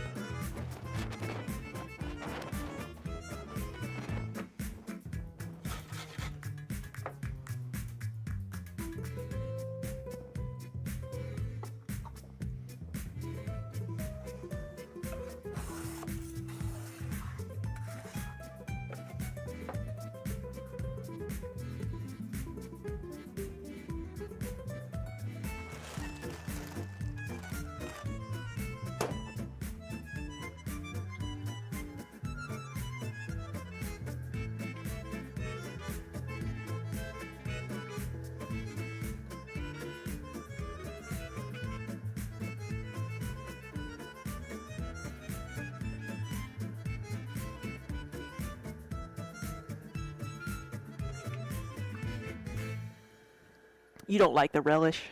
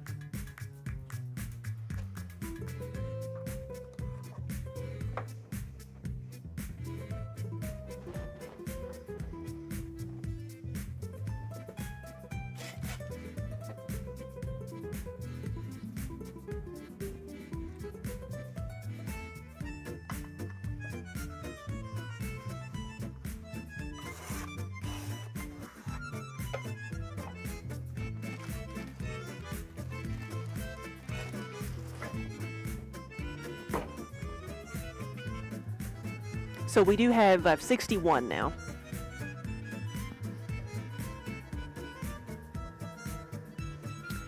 We are up to 61 pieces. I'm starting 62 right now.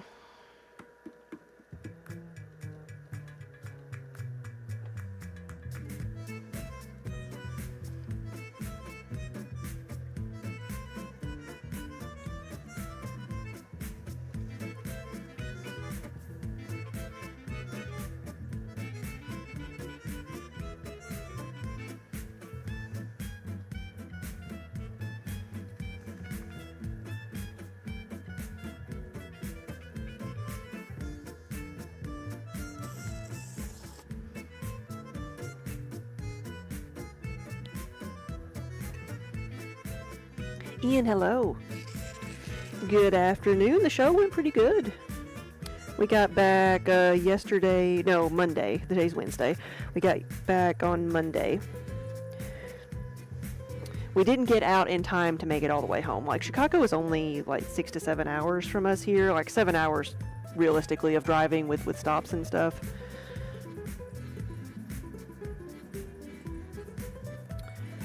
But getting out of there was hard. Like, getting in was okay once we figured out where to go. It was actually really almost like, it was a very convenient load in, because they let you pull into the convention center and load out just on the floor. So no ramps or dealing with weather or anything like that. But the downside is at the end, everybody's trying to get in to load out, so.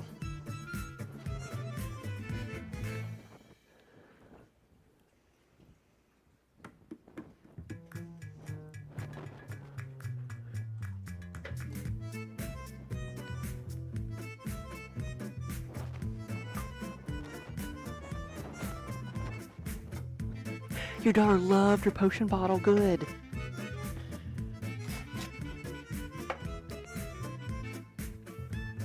Yeah, it was McCormick Place, yeah.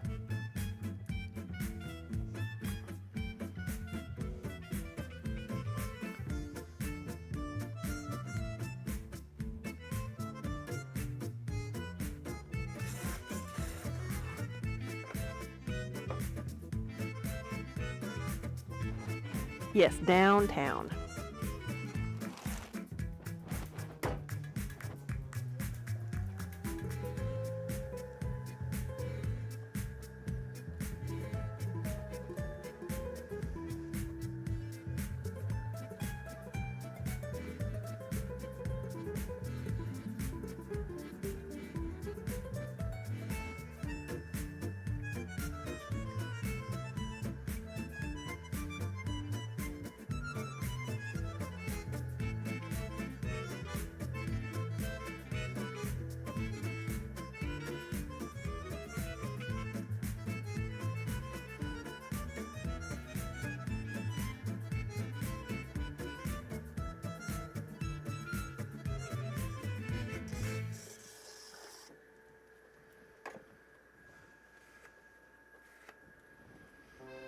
Rosemont, yeah. So there's actually 2 shows going on that weekend. There was a Collecticon, which was mostly just like a toy convention, and I think it was in Rosemont.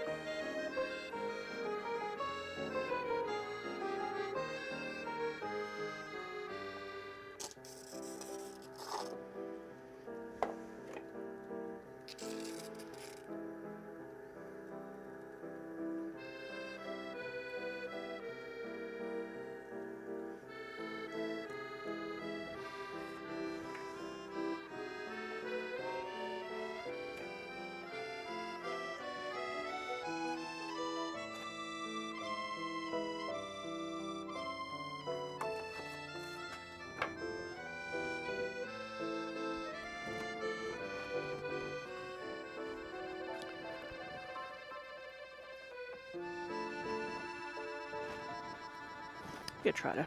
Yeah, I don't know if I can do that with this one. Let's see. Let's go. This one seems really wide, and I was gonna see how much it is off center. There we go.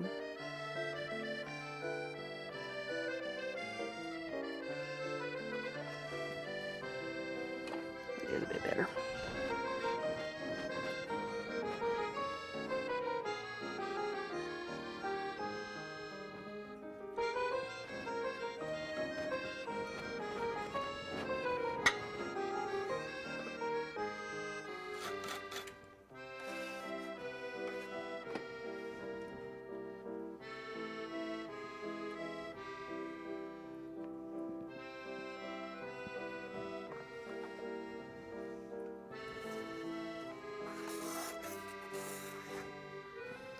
Spook is at a music festival.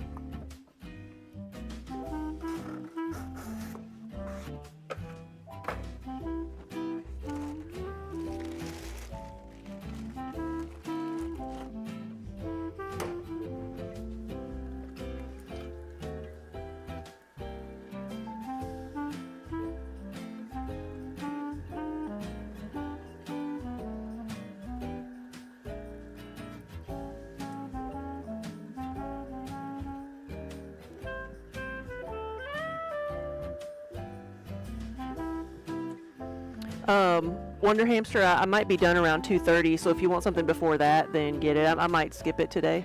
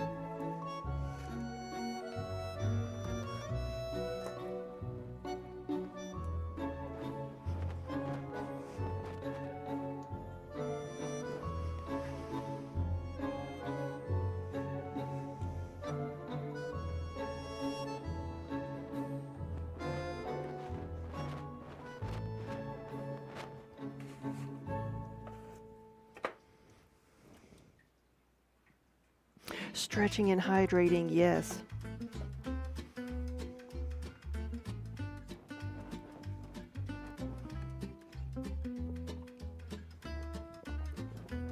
Haven't been hydrating it after every 10.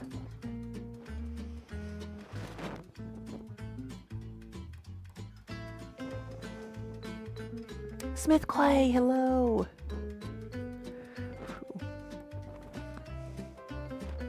Gotta stretch a little bit. Shoo. We have just gotten back from Chicago, so this is my first stream after being gone for a little bit.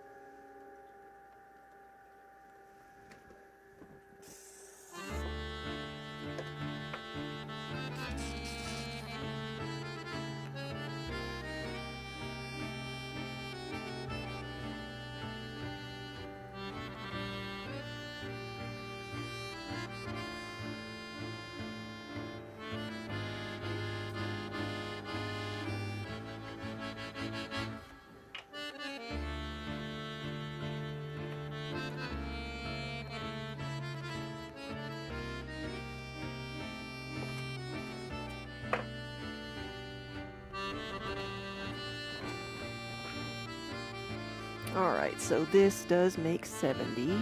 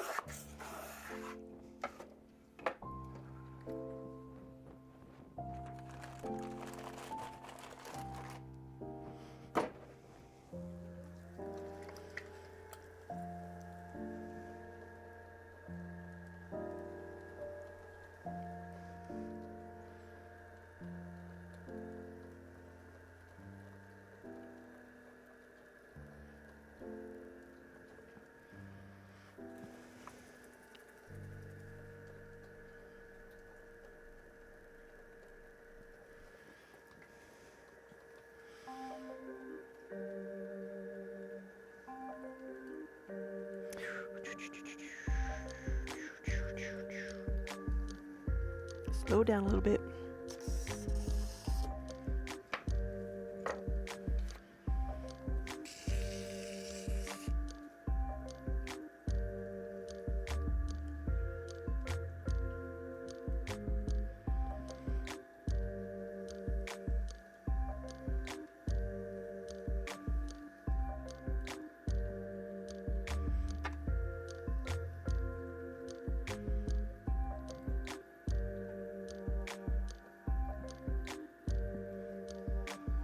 Looks good.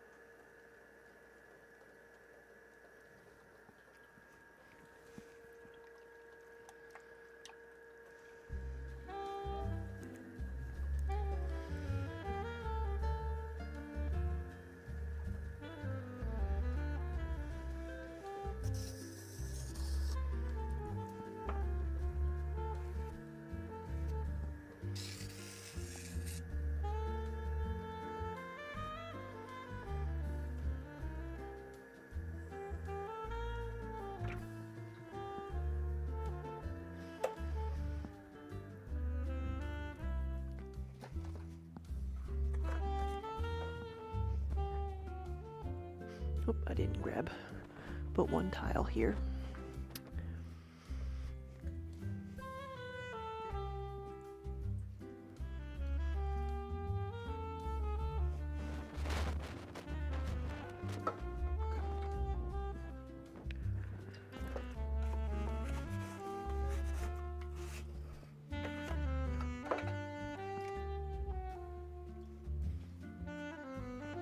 That puts us at 73.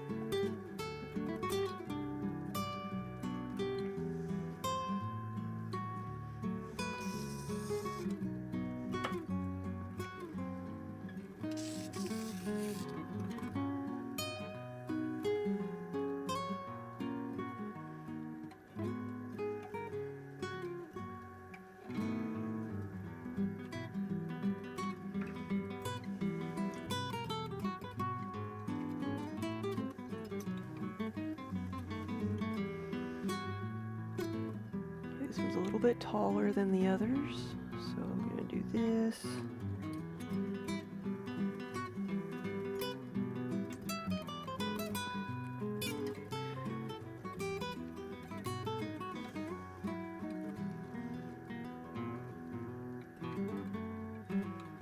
There we go, that's good.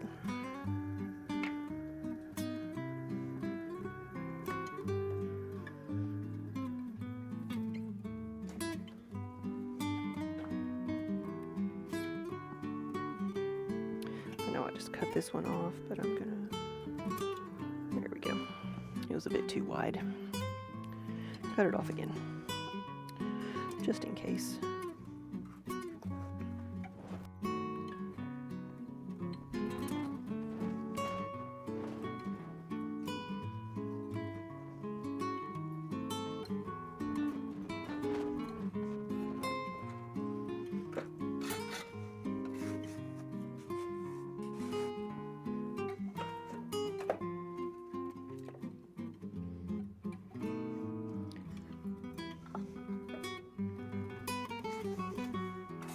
So I think I'll do a recount to see exactly what I have. But like I had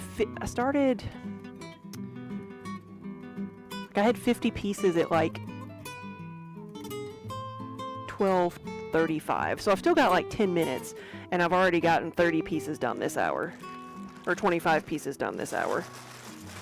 27 actually, because I think I just did 27. So I'm gonna see if we can get to 30 in an hour.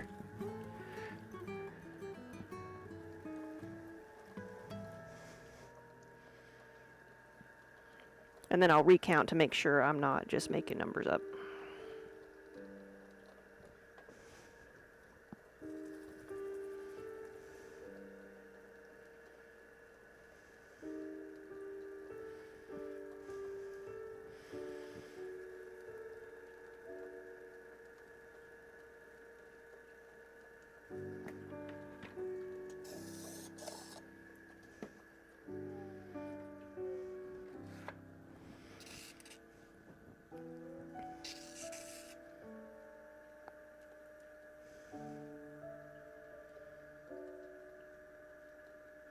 Of course, then something like this is going to happen. It takes longer.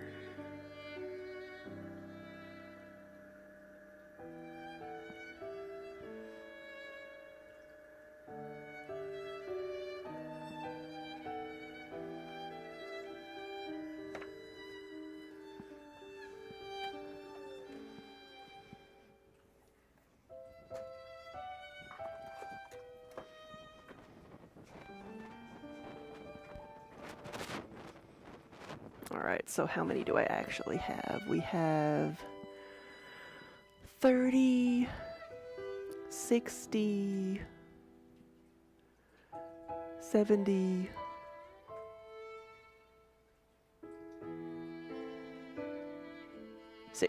76. Okay. Is that right?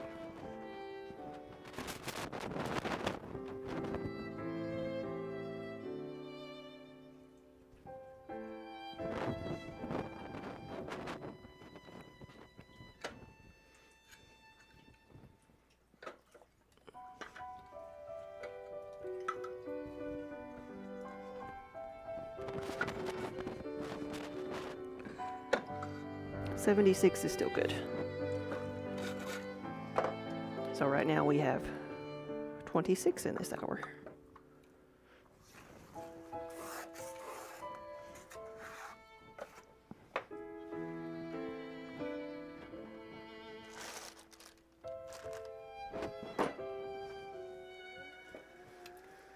My goal is 100, so we're over 3/4 of the way done.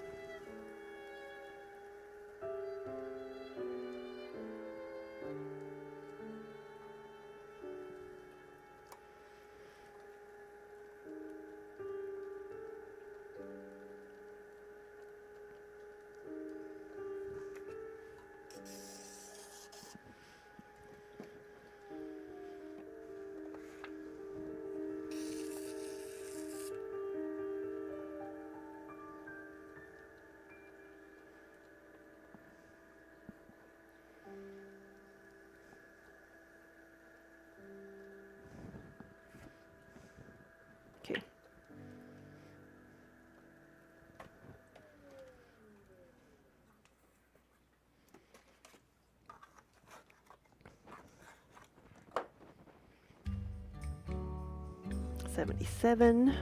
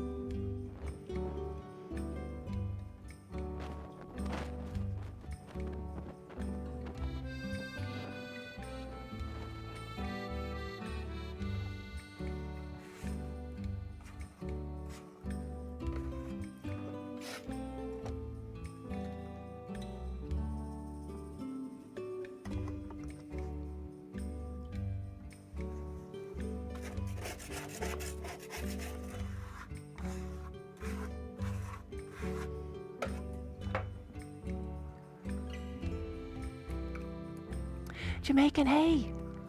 Good afternoon. Where's the kitties? I don't know. I think it's nap time, but they may be sitting in a beam of sunlight.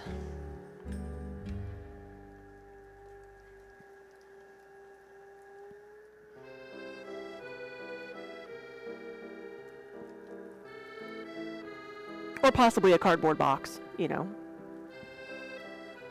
Yeah, both Minnie and Mir have made appearances back here, but I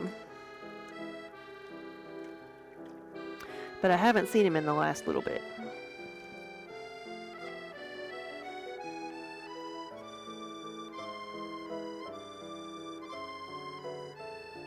Whoop. Let's see. I think this will do it. This one will be my last one, if I can fix it. Not last one, like, for the day, but just the last one for this hour.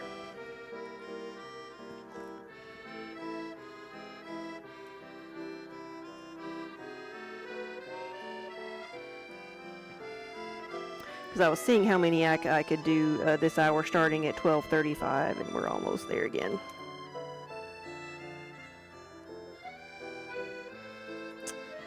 This one does not want to be one.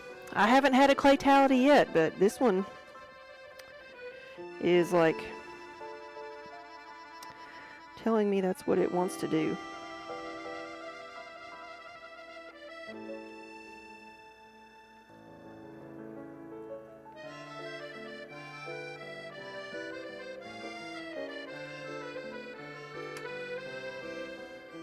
I'm going to play with it a little bit. Kind of compress that bottom part, see what we can do.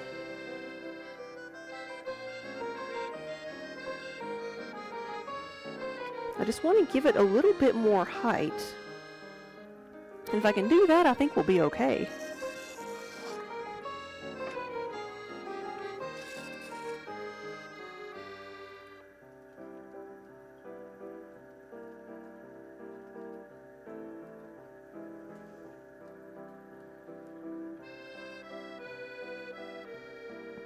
What's the rim look like there? It's not too terribly uneven.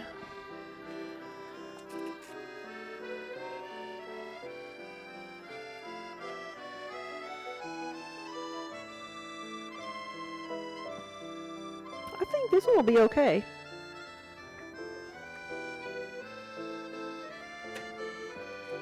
Yeah.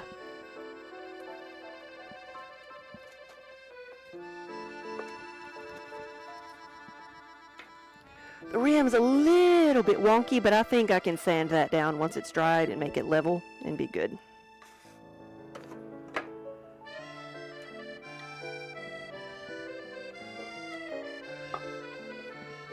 So with that, it gives us 79. So we did 29 in that hour, and that's pretty good.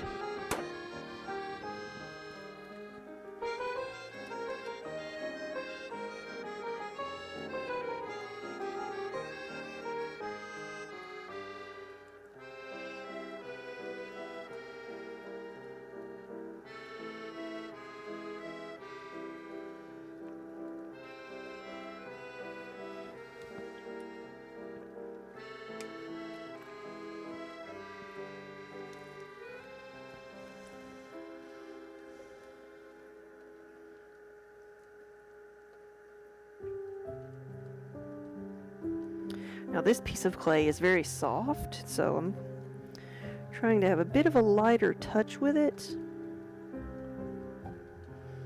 Because sometimes with the softer clay, you can, like, I can work really fast, but it's not as forgiving. I do like the softer clay body for the smaller pieces like this when I'm making like a large number, like the 100 I'm going for today, because if I get in a good groove, I don't have to press the clay as hard. I'm not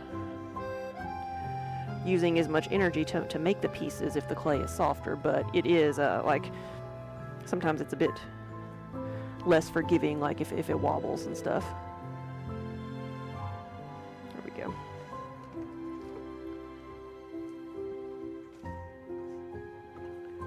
There we go. It's like usually you only have like one shot to get it right. But it's very similar to working with porcelain, and I think that's why I got used to it, because for a while I was using a cone 6 porcelain, and it's like super finicky.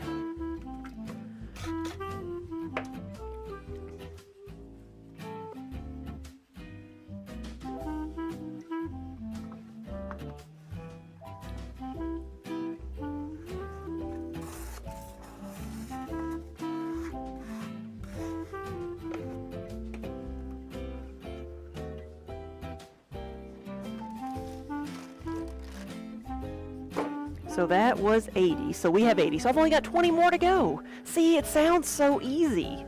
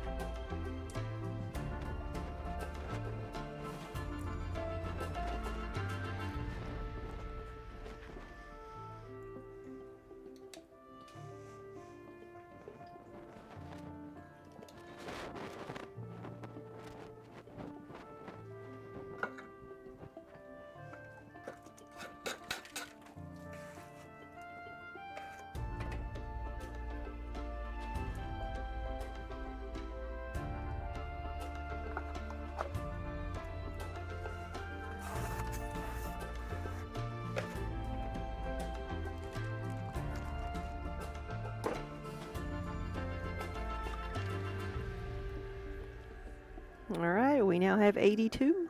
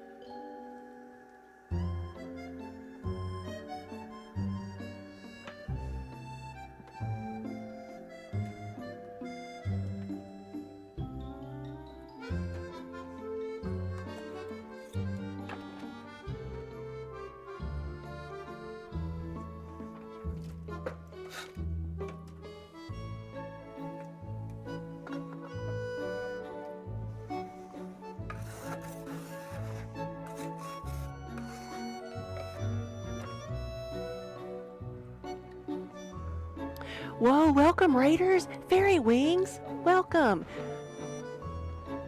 Amanda on Maui, Junie and David, welcome, welcome. Good afternoon. We have been trying to make it muggy in here today.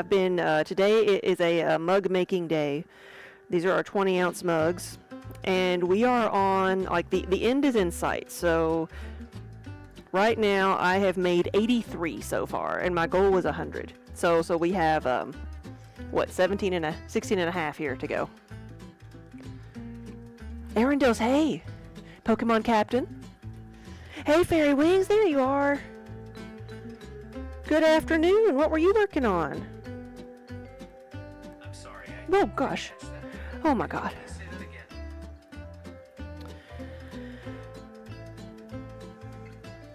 My phone thought I was talking to it.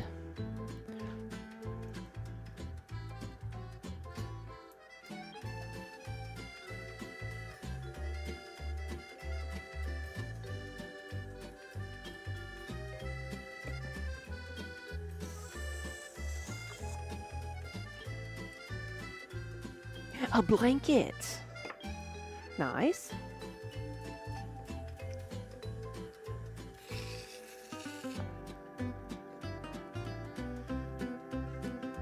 Yes, I think today's going to be all mugs, and then tomorrow I'm going to work on some of the yarn bowls.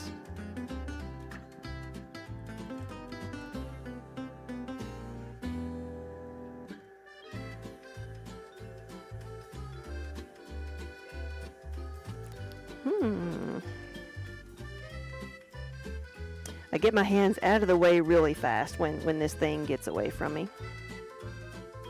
There we go.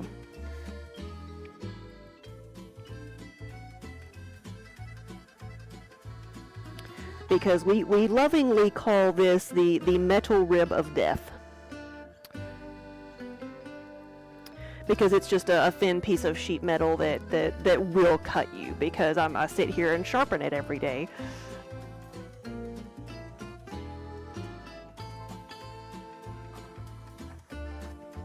That is one of the most important reasons for a rule that you never leave your tools in your bucket. There's plenty of stabby things that can get you too, but...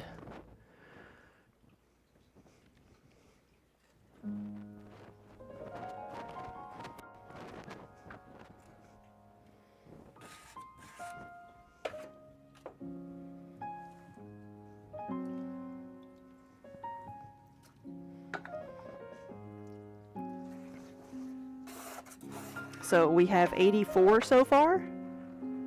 16 more to go. But Fairy Wings, if you need to head out for lunch or to take care of yourself after the stream, then I completely understand.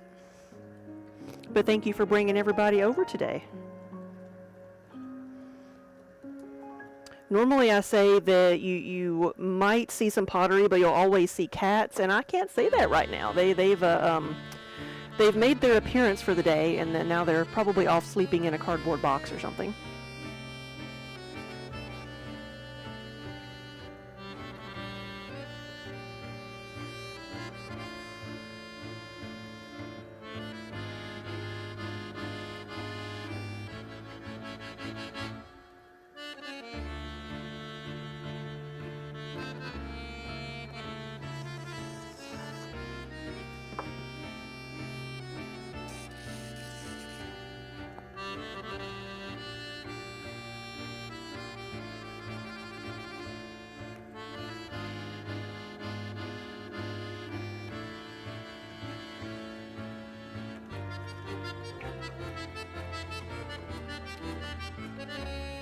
Pokemon Captain, you would not have the patience for this.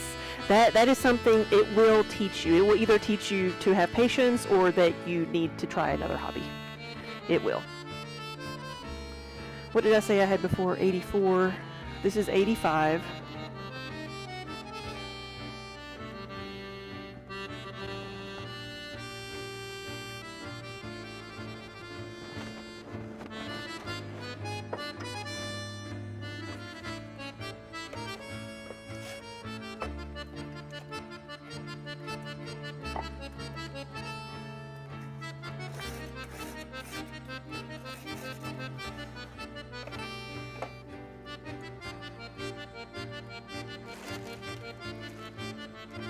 But you know, it is a lot of fun. It is the craft that kind of hooked me.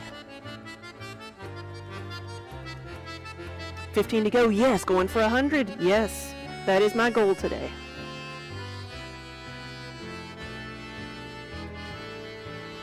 Yeah, this is my favorite part of the process, and it ends up being what I spend the least amount of time doing.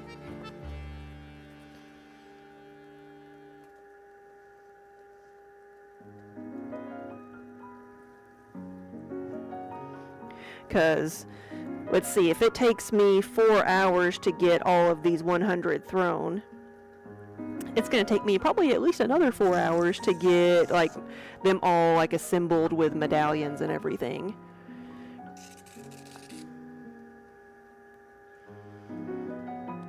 And then that's not counting, you know, then you've got glaze time.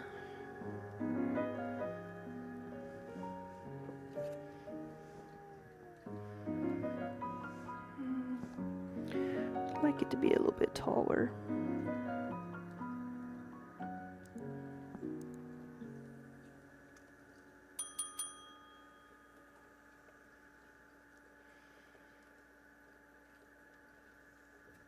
There we go.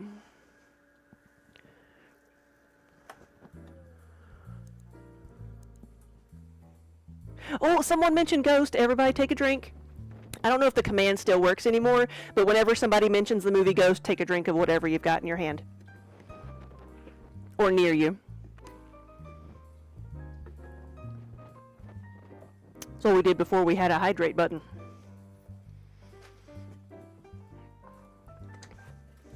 There we go. Like, when I first started streaming, that, like, every single day, like once an hour, it seemed like somebody would come and mention Ghost. But, you know what? How long has the Great Pottery Throwdown been going on? I think I've been streaming longer than the Pottery Throwdown has been around. I think I remember when it started, because now, that's been going on for at least, 7 or 8 seasons, and so, like, people know, like, are more, like, educated about pottery, so people know, like, there's more than one reference out there to wheel-thrown pottery, you know, besides the movie Ghost. But for the longest time, that was, like, most people's, like, only visual representation of what pottery was. And so, which it did a whole lot for people, like, wanting to take classes. It got a lot of people into the hobby. It did.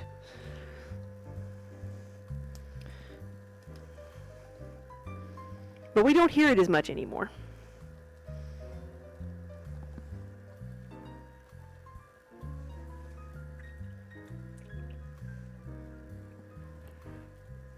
Oh, stretch? Yes, I need to stretch. I'll stop right now, and then I'll finish the mug. You learned about glass blowing and knife making from the competition shows. Yes. I would look at YouTube. I don't know if it's on, like, I don't know what streaming service it's on, but surely some of the first seasons you should be able to watch. So stretching, so for throwing, it's not, I don't feel like it's all that hard on my, like, on my body, my wrists and joints and stuff. My shoulders get tense because that's where, that's the muscles I'm using more than my forearms and my just any of the arm muscles, because the most common, like, repetitive use injury that you see with a lot of crafts is carpal tunnel, and knock on wood, I've been able to avoid that by the motions that I use, because when I was taught to do production throwing by someone who had carpal tunnel, and he had either, like, developed ways, or I think that's just the way he threw it. It was not as bad on his wrists. I think his carpal tunnel came more from, like, wedging the clay. But anyway, he showed me ways to work that were, easier on the wrists and elbows and such. So.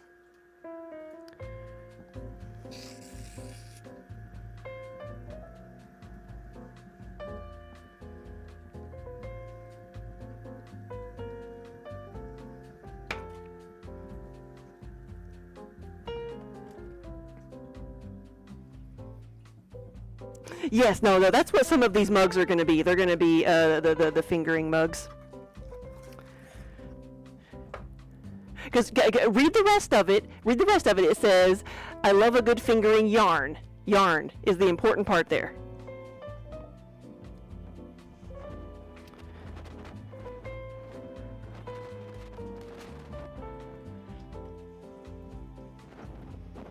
But yeah, our next show is a yarn show, a yarn festival, so we're going to be taking some of those mugs.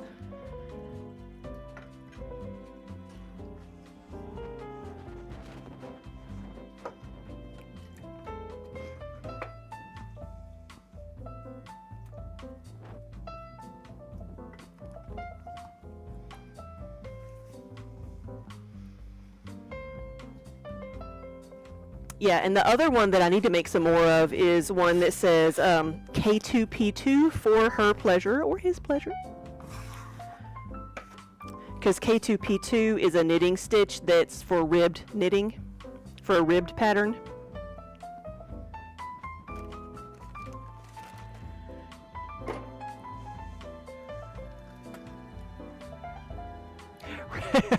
That gets all the fiber artists in trouble with that one, yeah.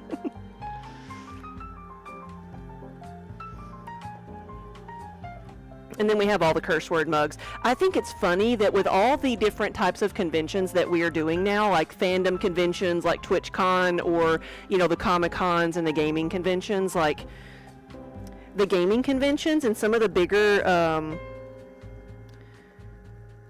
Comic-Con type events have specific verbiage that they're like, no, what's the term they have, like, I don't know, like decency laws or whatever, but they say, like, no blatant curse words on things, no nudity, stuff like that, disclaimers and such. Not at the knitting shows. We can put curse words anywhere we want to.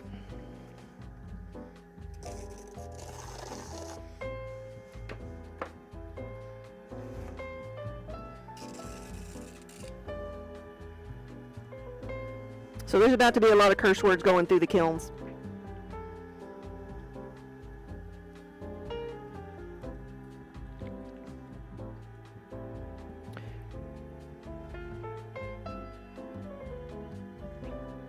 It's because knitters know cursing helps make the yarn work better.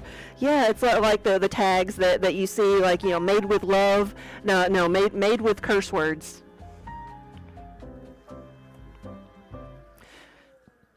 Many hours of love went into this piece. Many curse words went into this piece.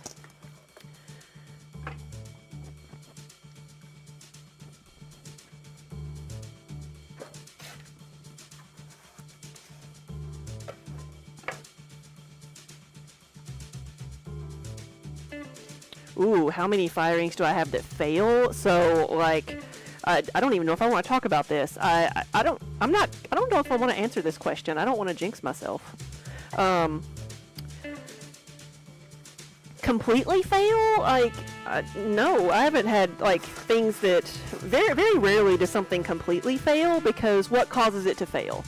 Like, is it a power issue? Is there an element missing? Like, does an element go bad? That means a firing, like, it will not get up to temperature. So that could be a failed firing. But that doesn't mean the pieces are ruined usually. That just means I've lost time. I've got to let it cool down, empty it out, change out the elements, and then start again.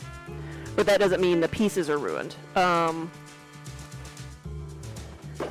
Something that could happen could be something on the other end of the spectrum, which could be overfiring, which doesn't usually happen at Cone 6, but it just depends on how things are programmed, because there are, I use electric kilns, and they relays kind of manage the elements. And it's happened before. If a relay fails, it can either fail in the off or the on position. Failing in the off position means there's just, one of the elements doesn't work. If it fails in the on position, that means that that element does not turn off. It is just on all the time. And that can ruin things because it may overfire something. And when pots are overfired, it can be anything from just like a runny glaze to a completely melted pot.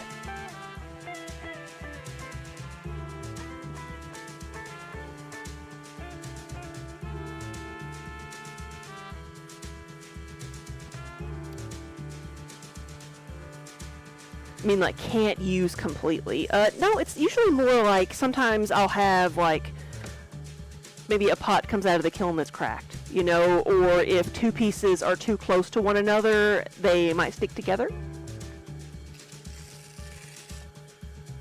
It's like the very last kiln load that I did before our previous show. I had some glazes run because they were applied too thickly. I thought, I didn't realize they were so, the glaze was so thick. And so the glaze ran and the pieces stuck to the kiln shelf and the bottoms just kind of chipped. So I had that happen in the last kiln firing. Sometimes things, the glaze might not turn out, as good as I want it to. But there are kind of like levels. Like some of the shows we do, we might have a seconds rack where pieces maybe don't turn out the way I want them to, or the way they like are advertised. So,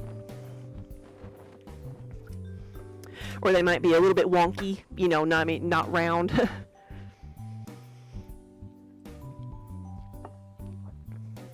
So I'll sell those at like a discount. Like I have someone who orders, like a wholesale customer who orders pie plates 30 and 40 at a time. So I have to make a lot of pie plates, and not all of them are going to make it. Sometimes they might end up like warping, so you have a wobbly pie plate, something like that. It's like, it's perfectly fine to use, it just wobbles, but it's not something I, am going to send to a wholesale customer to then resell. That's something that I'll, sell at a discounted price here when we have a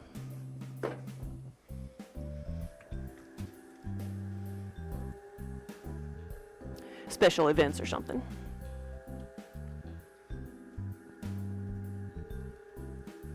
Well, we get having watched the tile being made on Secrets of the Castle, where they're building a castle using historical methods. It seems like so much work. Ooh, that would be an interesting show. Or it sounds like it. Firing kilns with coal or wood must have been a pain. It is still a pain, because it's something that has to be monitored kind of 24 hours, and depending on the size of the kiln, like for multiple days. It's something that a lot of people are kind of like getting back into because of the historical like feel of it, or people want to know how things were done. And so there's a lot of people doing wood-fired ceramics, and it's not something that can usually be done by like one person. It's usually something that needs to be done as a community event.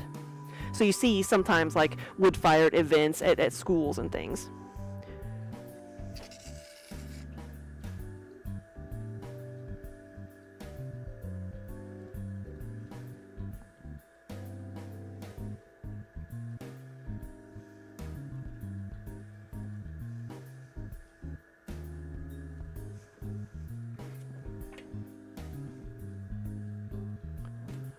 Yeah, you have a yard sale in May, and so you'll probably put some of your off pieces on the table. Yeah, that's one thing we have here in June. It's like the 500-mile yard sale, and it goes right through the town. So I think that's one thing I did last year is I put some stuff out on a table for that.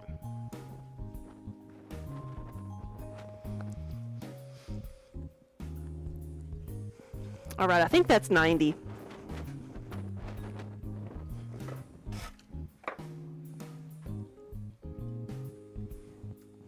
Oh, it goes as is, yeah. I've seen some people call it the trials and tribulations shelf because it's, sometimes it's maybe just be a glaze test that I didn't like.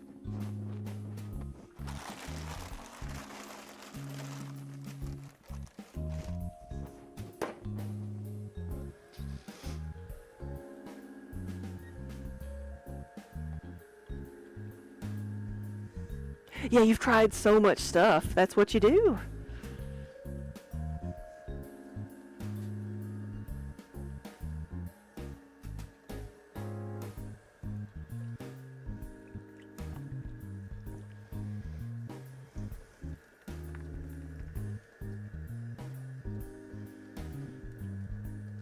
Yeah, and talking about things that don't turn out, you hear a lot of people talking about, things that blow up in the kiln, and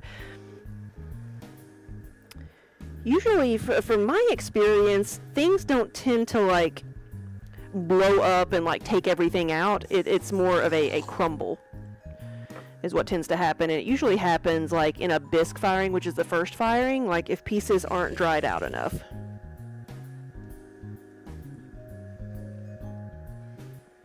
And so maybe bigger pieces that have thicker walls and stuff need to be fired a little bit slower than the mugs, which have very thin walls.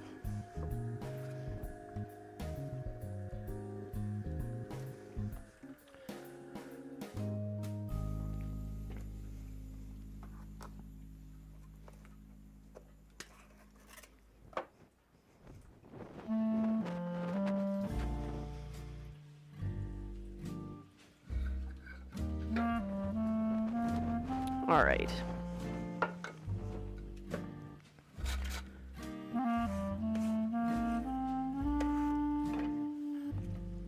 Nine more.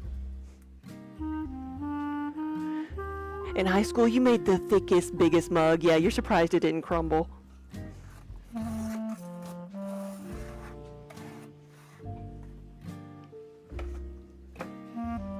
Yep, we all start somewhere.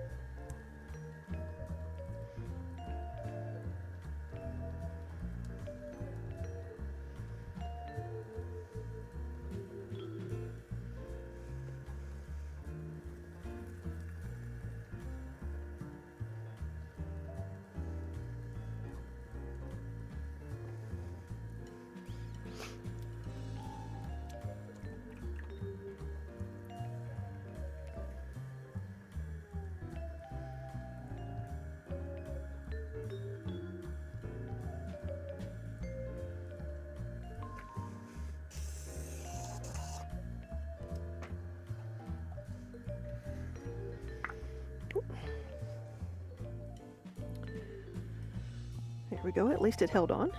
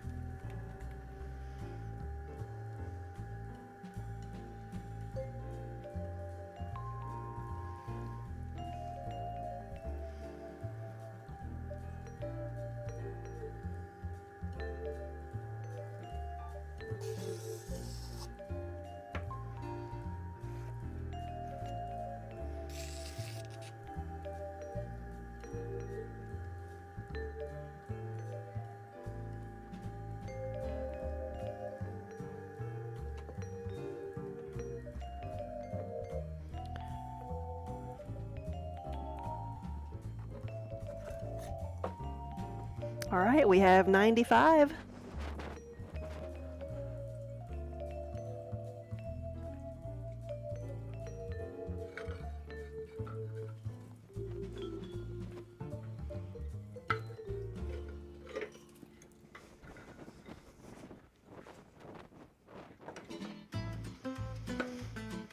All right, it's the final countdown.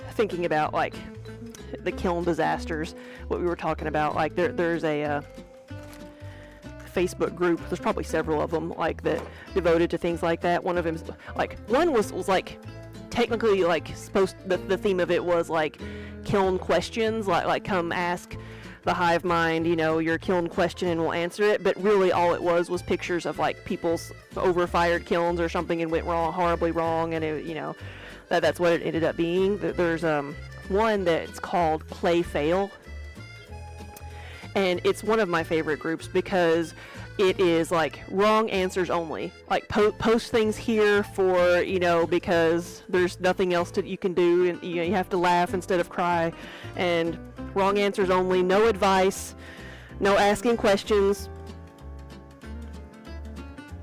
just mockery and humor, and it is the best place. But you see some disasters. Like I was saying, if a kiln is overfired, like there's a low fire, medium, and high fire, and it's low fire is around 1800 degrees Fahrenheit. Mid fire is 20. What I fire to is 2232 degrees, very specifically, and then high fire is somewhere around like 23 something. I forget. So it's not like a huge difference. And what happens to a lot of people is they like the firing temperatures, like for a universal language of describing temperatures, we call it cone. And so cone 06 is low fire. Cone 6 is mid fire, what I fire to. And people will program something that they want to be 06 and they'll just program it as 6. And that low fire clay will just melt into marshmallow cream.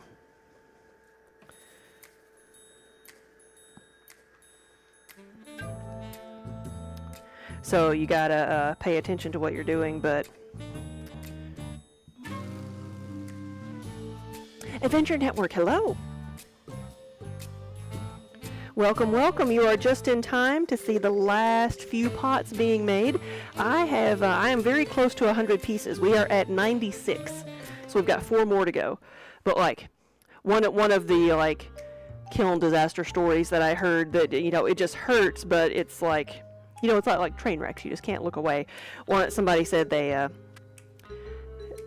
something you can put on kiln shelves called kiln wash that is like a release agent, so if you do have a glaze drip, it will pop off easily and not ruin your kiln shelves, so you don't have to sit there like with a grinder and wear it down. But someone got the glaze bucket confused with the kiln wash bucket, and they glazed all of their shelves and then fired things on top of it. And they said, telling the story afterward, they're like, I had the most beautiful blue kiln shelves you'd ever seen. Oh. He's like, I just got out the hammer and started knocking things off.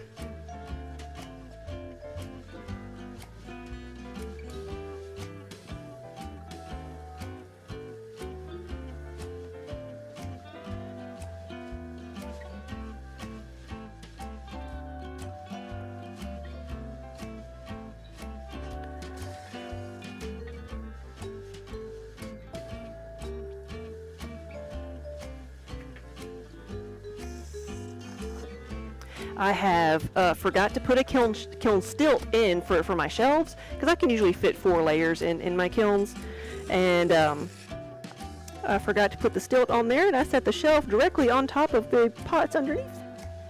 So when I was picking up the shelf, I'm like, wow, why is this so heavy? It had like either 5 or 7 mugs stuck to it.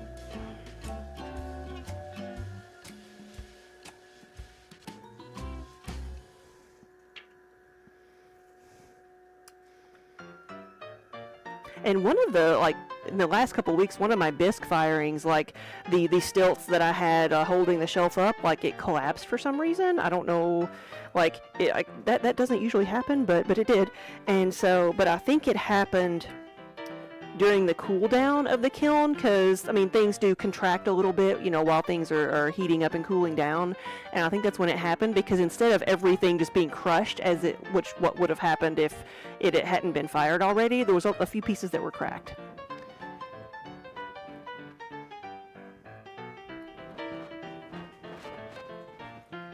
Or chipped from impact.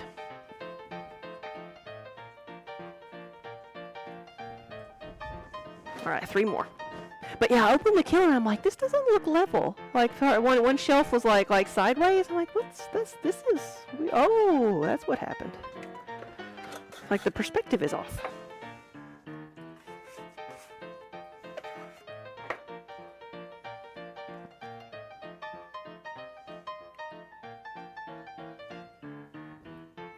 You can't take off an entire shelf painted with glaze instead of wash, can you? Like, with a grinder and some dedicated work, you can. It depends on probably like how big your kiln is and how much work you want to put into it. Like, your shelves would not be level, but if you don't mind some craters, then, I mean, you could. And it might be worth it. Kiln shelves are not cheap.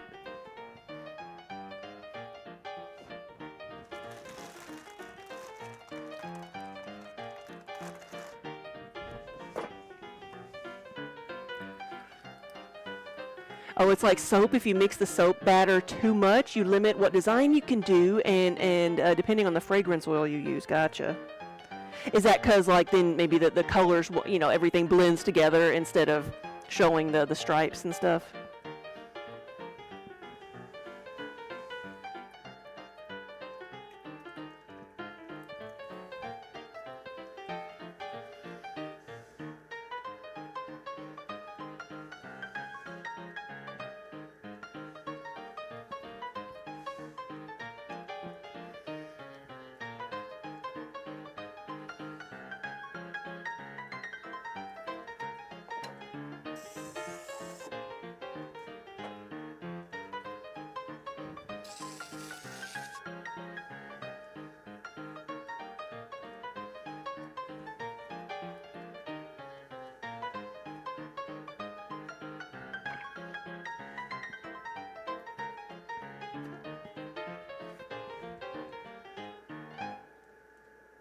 Ah, no!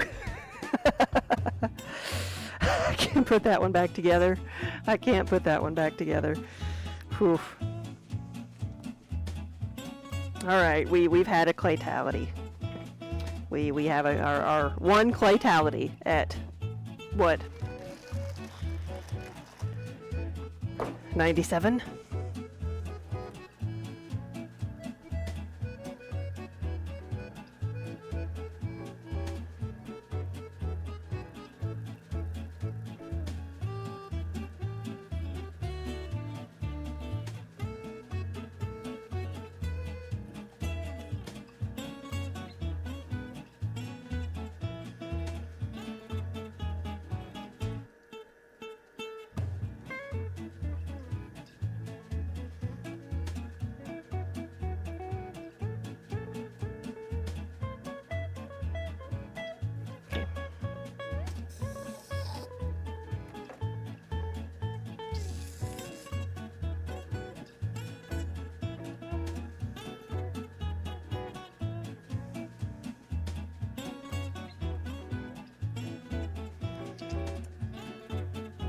Yep, I've done that before. Fired a bisque fire to cone 6.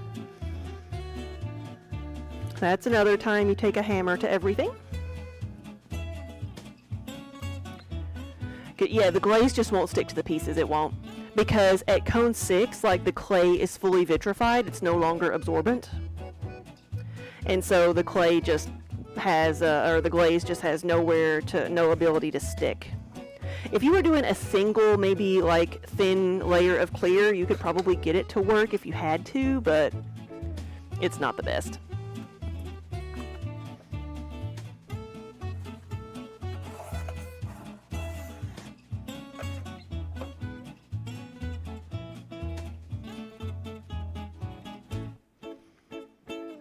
Let's see.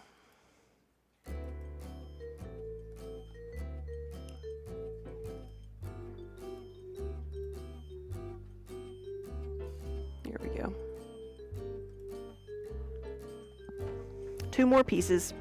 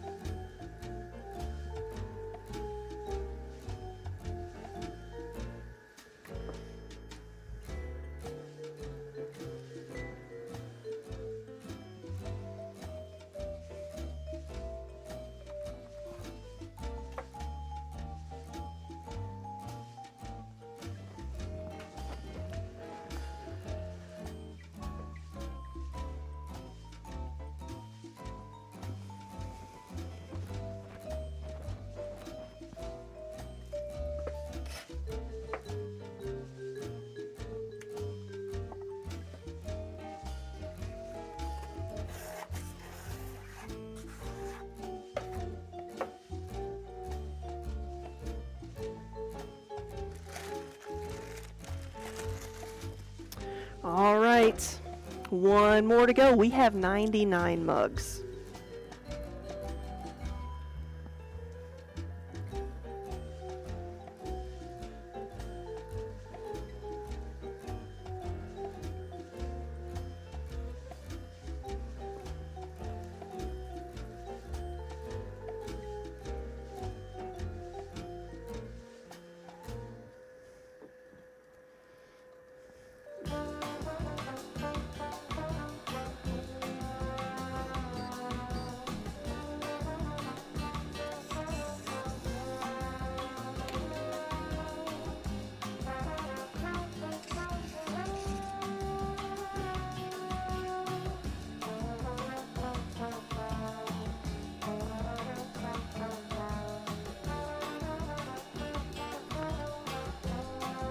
All right, this is it. We have our 100th pot. 100 mugs.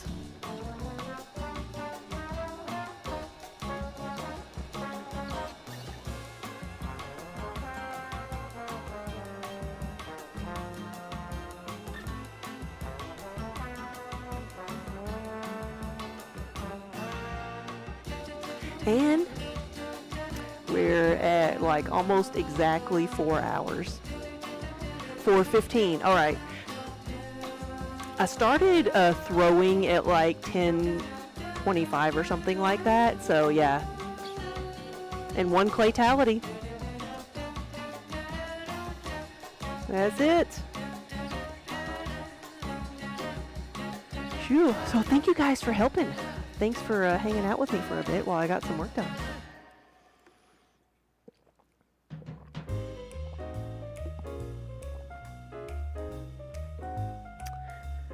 Let's see where we can go. Put that in my scraps.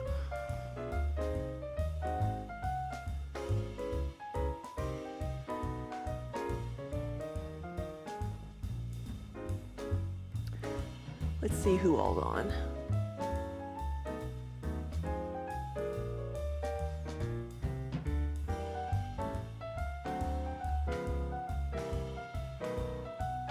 Nice to see the Warrior keyboard is going strong. Yeah, it still works, despite everything we've done to it. Do we have any suggestions? Who all's on your tabs right now?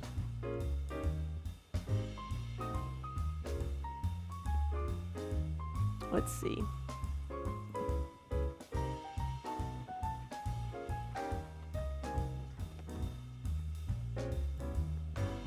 Oh, Megan, okay.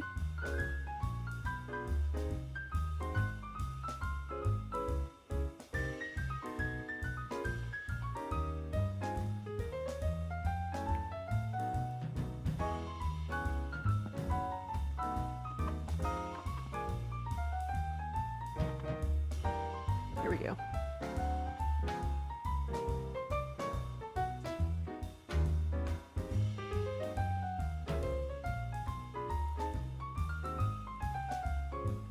Looks like maybe diamond painting, maybe. I think that's what we're doing here. So for Megan.